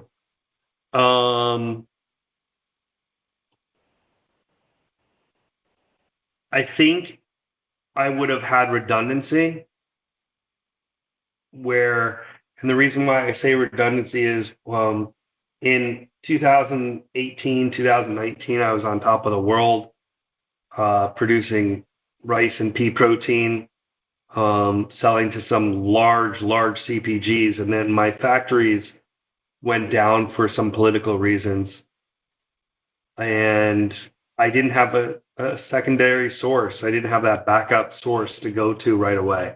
And it took a little while to come back from that. And unfortunately, the people that I were working with told me one thing and didn't do what they were supposed to do and have that backup source ready to go when it was supposed to be ready. So gaining and losing some business during that time was extremely important. I might add that also being litigious isn't always the best bet economically. Sometimes you got to learn, as you said in the very beginning, you got to pick your fights. And sometimes it's not always important to be right. Sometimes it's better to just suck it up and go and move on to something else. Because in the end of the day, sometimes the economics of litigation does not pan out. The only one that gets rich are the lawyers. Yeah. I always say the good Lord closes one door and opens another, and when you least expect it. And, I'm a man of faith, so, I believe, the bigger picture out there that, we're destined for something bigger and better. And like I said before, I choose to look for the good in everyone. I try to find, the goodness in everyone. And because I don't know what problems they're going through in their own life. At the end of the day, we don't know. So I'm more about how I can help support someone, even though there might be a knife in my back at the time. All right. At the end of the day, we all, life is too short. We're all going in. Hopefully, we're all going in the same direction. But I just want to make sure that I leave a good, positive impact in this world. And then I'm a better person for knowing everybody I meet and out there. And but the world of leadership, though, I think, David, we have given the title of becoming a leader has such significant impact on others that it could make it or break it for a person, right? Who is working for someone, and. Can you maybe talk about the qualities that make a great leader today? First and foremost, I think you need to surround yourself with smarter people. If you're surrounded by smarter people, it makes your game that much better. Secondly, as a leader, you really need to take time to listen to the issues at hand and try and get valuable opinions from a number of people, not just one. Not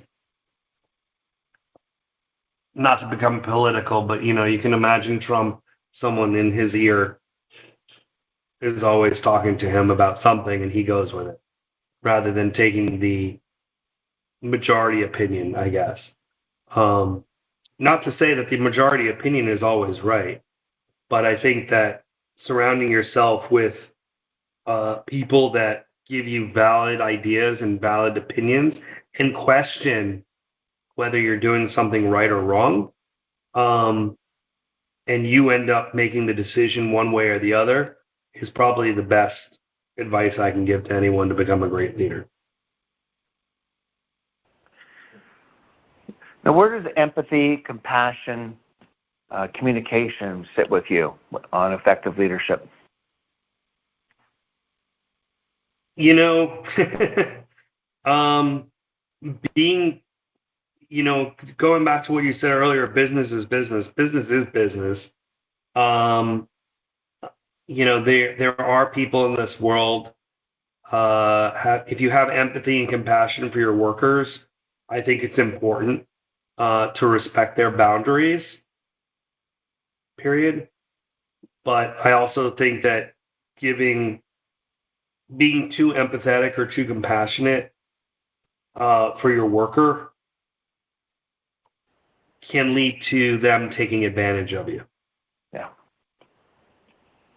You mean too much kindness? Too much kindness, yes. And when you need something, when you really need something, they're not there, even though you gave that to them. Mm-hmm. What's your attitude in this world where it seems like everybody needs to get a trophy?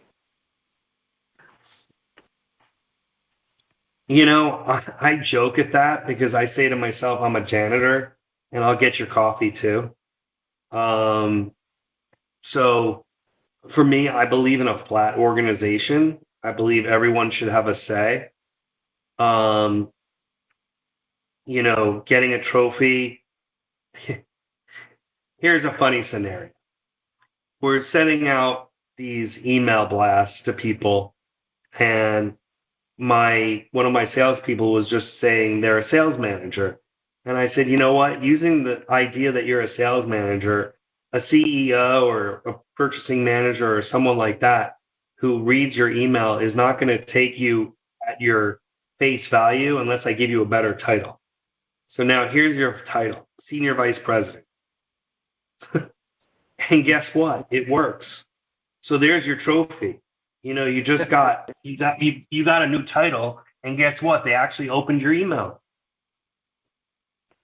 Period. It's unbelievable how important that is to people. For certain people. Yeah. To certain people, and it's fine. I mean, if that's the way it is. Yeah. You know, so that's where the trophy is. Yeah. My attitude is that, you know, they're in this industry. I'm just talking from what my experiences are. You know, when I started, I'll even say when I first started in the cranberry business, not knowing anybody, I went out there and, it was my mission because I believed in what I was doing, to go out there and find the smart people out there in the industry, hang around them, learn from them, right? See why they're successful, all right? And understand and ask people about mentorship and see if I can, find time to sit down and ask questions and learn from them. I wanted to become a better person, so the questions that were asked, because if I didn't ask, I would never learn, and I would never be able to grow as a person. So I've always took the initiative to go out there and meet people and learn from them, hang around smarter people than I am in all areas, right? Because that's the only way I'm going to learn and grow. And then the other part of it was that, I never, with gratitude and attitude, I never forgot the people that helped me. To this day, I don't. All right? And, I've always looked upon others as people came into my life, whether it was for a reason or a season or a lifetime. They gave me an opportunity, all right, to become a better person, all right, to become a better businessman, to help me and guide me. And even when I jumped over, from Cranmax over to, say, Fedora, in 2013, that company had no idea about the nutraceutical space, none. And to be able to take it to where it is today, I look at that, and I have to thank everybody on that team, right, that worked with me, because it was all a new experience for them, right, that we grew together as a team. And I never did it on my own, right? I cultivated the relationships with people out there. You spent the hours after the trade shows were over, right, building relationships. And that's what you did too. So I always say my family is my team, the family of the nutraceutical industry, the natural product industry. Every person I was able to do business with, they helped me to the next customer. So in my world, right, I believe from the guy who has, from the quality control, the product development, the sales team, to the guy who drives the forklift and puts that final box, on the skid and into the truck is important, in my world.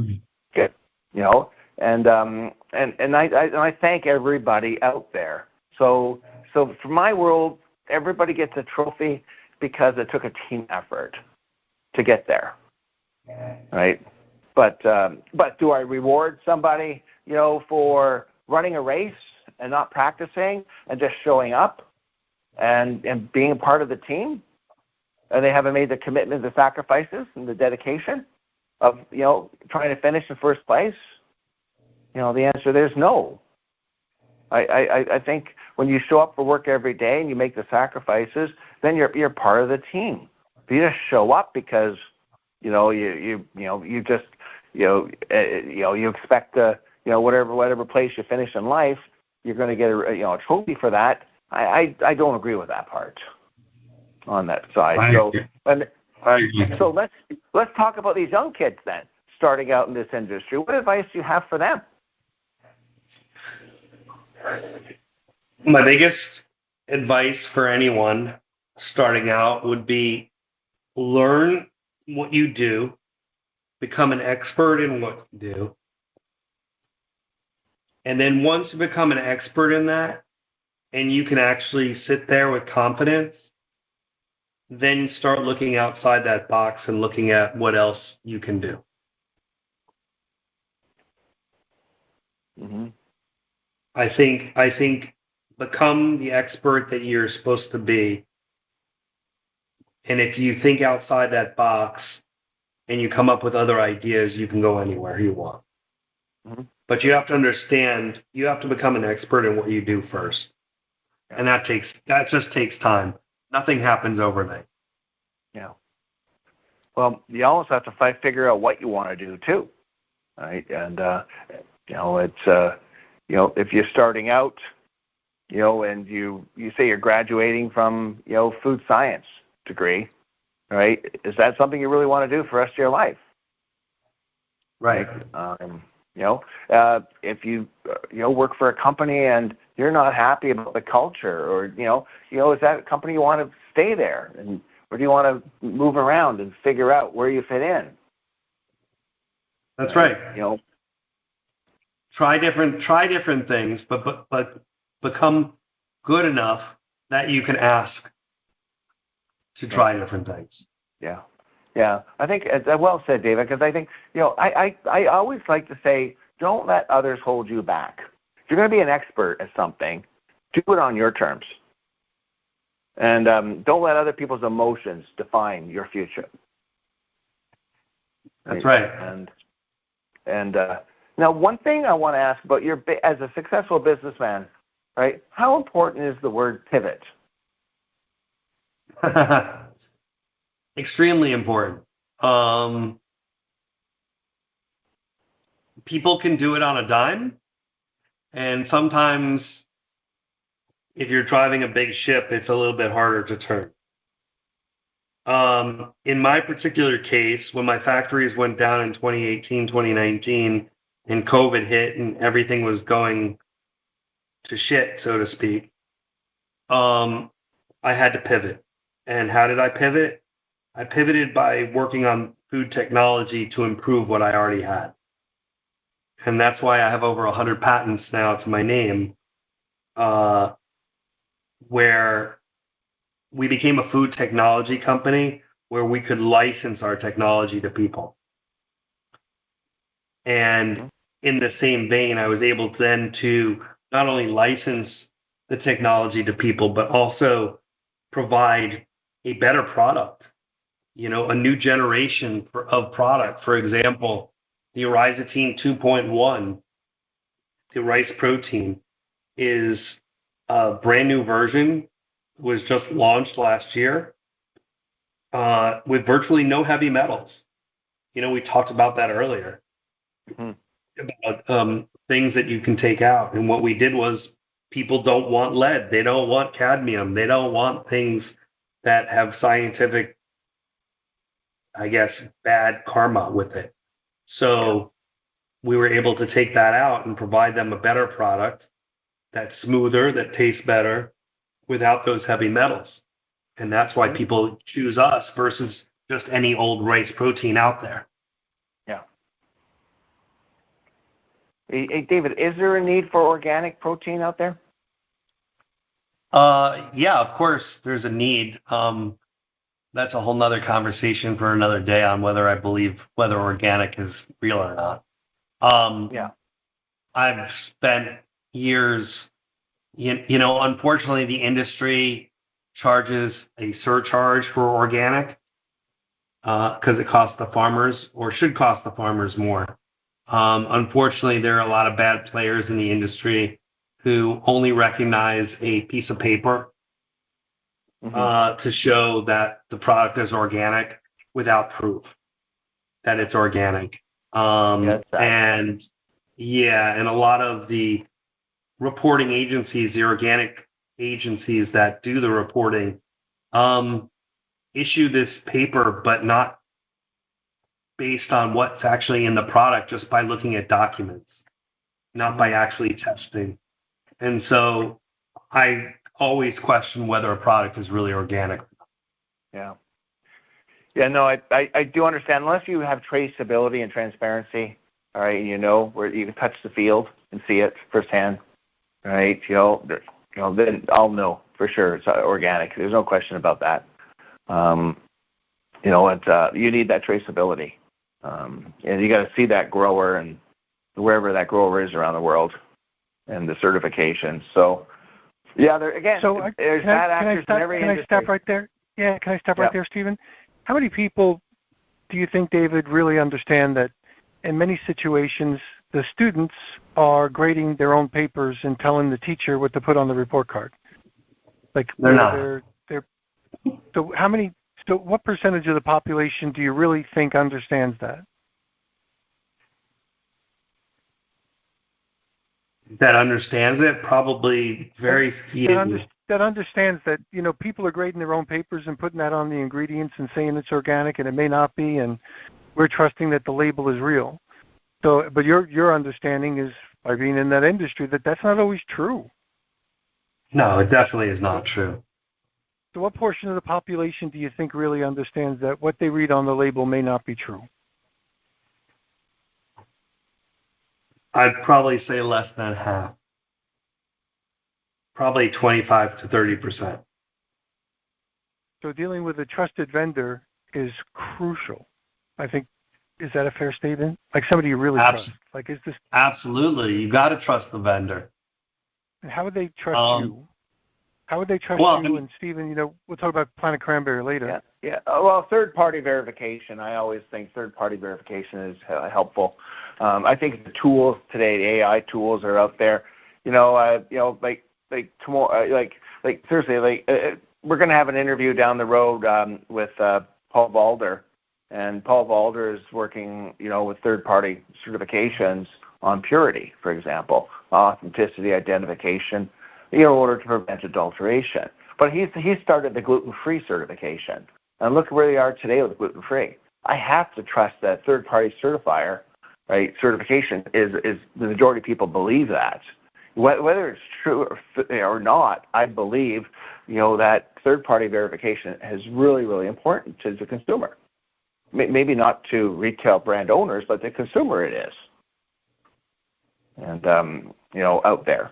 So that's my answer to that. When it comes to whether it's organic or gluten-free, or, whether it's a clean, pure, protein powder, lead-free, all right, I got to trust somebody's out there certifying this, that what's on the label is in the bottle. And because I can't walk around with a negative lens on, I got to feel like, yes, there are bad actors, but as long as I know where it's being grown and harvested and processed, that's the type of product I would sell to my grandmother. It's gotten to the point where there are some consumer-facing brands that actually put the C of A, or not the C of A, but at least a specification, a sample specification on their website. It wouldn't be the worst thing in the world for every company. It would cost more for the consumer, of course, because of the testing. But they get this. But the company actually gets the certificate of analysis from whoever the vendor is, and if they can show to the people what's actually in that product on each batch and associated with what they're buying, not just here's a sample, because they're going to cherry pick, of course. Yeah. But if they were to actually show, hey, guys, this is what's in our product, this is the batch that we tested, and here are our results. Period. I think that would offer the consumer a lot more trust in the industry as a whole.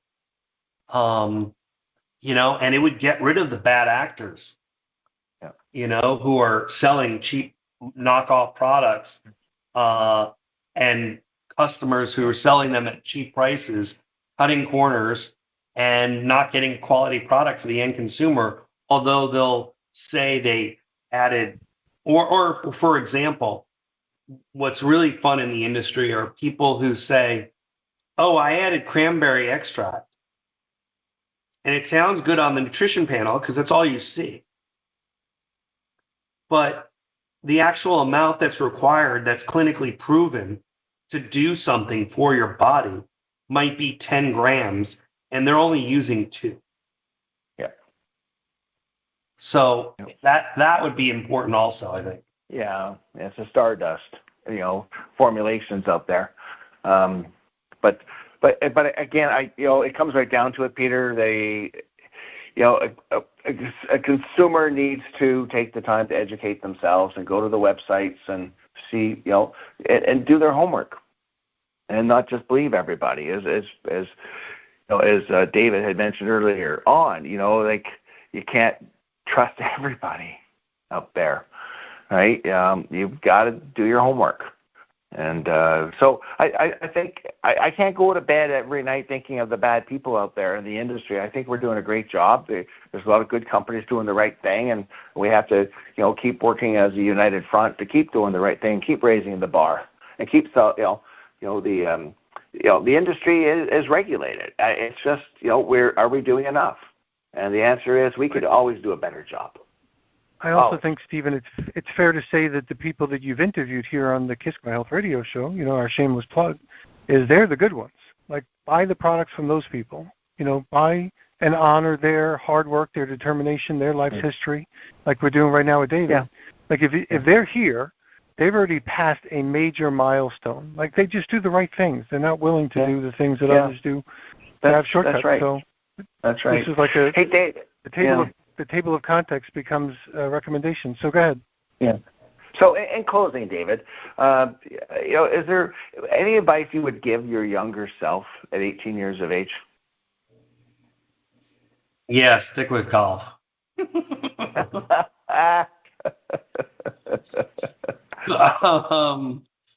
And the only other advice I would give myself is, money comes and money goes, but save enough for rainy days. Mm-hmm. Because before you know it, you might need it when you don't have it. That's the only thing I would tell my younger self. Yeah, it's but I look at money as it's just it's a tool, all right, we use, and but it's never I never worship it. I never idolize it. Right? I put my passion first. I want to leave a legacy behind, and I believe you are too in the world of protein. And money comes naturally, especially when you don't chase it, right? And when you don't look at it, you just see the results. But you're right. You need a good financial advisor, and you need to manage your money wisely, no matter what career you're in out there. And But I'll never make it my God. I'll never make it something that I'll chase, because that's not why I'm here. But we all need it to survive. There's no question about that. So, but David, this has been a great interview. I'm so excited that you took time to be with us.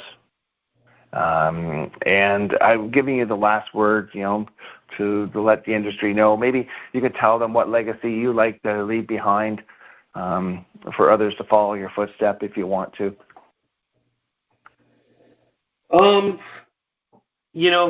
Persevere. When the going gets tough, you get going, I guess, is the terminology. But don't give up. I used to, you can take this to mean a lot of different things. I still have a saying that I go by.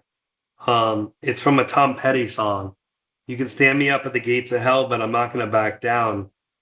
It could be taken in a lot of different ways. In this particular way that I'm referring to right now is keep trying. For every 10 things that you throw up, one may work, but don't give up. Don't let it get you down. Just keep going. Well said, David. And what beautiful words for those out there. I always say, don't give up, but always try. Always try at something. I think you fail when you don't try. And if it doesn't work out, at least you've tried it, right? And move on. And never be afraid to take a chance, to be ambitious, to learn and grow. And be resilient and strong. Remember, it's not how you start in life; it's how you finish. That's right. Yeah, and just remember, we all miss a 2-foot putt here and there, right, David? Yep. In life. Everybody does. Yep. And that's it for KISC My Health Radio. I want to thank our listeners for joining in on another fantastic interview with David Janow and Peter Mingils, right, on KISC My Health Radio. Take it away, Peter. Excellent. Well, this has been a fascinating radio show on KISC My Health Radio. Thank you, David Janow, Janow, and Janow. We'll make sure that all of the show notes are in there as well. So if you go back to KISC My Health and you find the show for David, you'll see links to his website and all that other sort of stuff as well. So this has been really fascinating. I want to say thank you to David. Good luck to your son who's graduating, the kid at the top over at NYU. That sounds like a great thing. He's the guy that can also help change the world as well. And the cool thing that's happening over here, Stephen, thank you for all the hard work. Thanks for our corporate sponsors, Pure, Planet Cranberry, previous ones like the gals over at Whole Foods Magazine and all the previous ones before. For those people listening in, you're going to catch this everywhere. We post this up on Amazon's Music and Audible and Spotify, and it'll go also on YouTube now. So we put it on YouTube and on different Facebook ones. So if it looks like we're everywhere, we are. And, of course, you'll find it on KISC, KISC, myhealth.com. We'll see everybody next time. Thanks, everyone.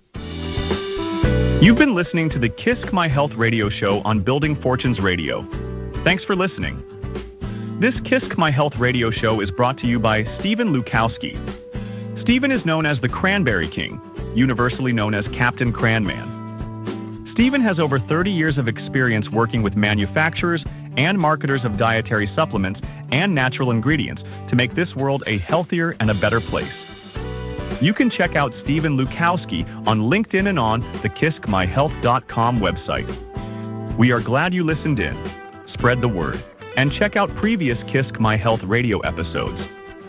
Bye for now. It's been our privilege to have you listen in. At Building Fortunes Radio, we wish you the success you deserve and are willing to work for. Now go make the world a better place.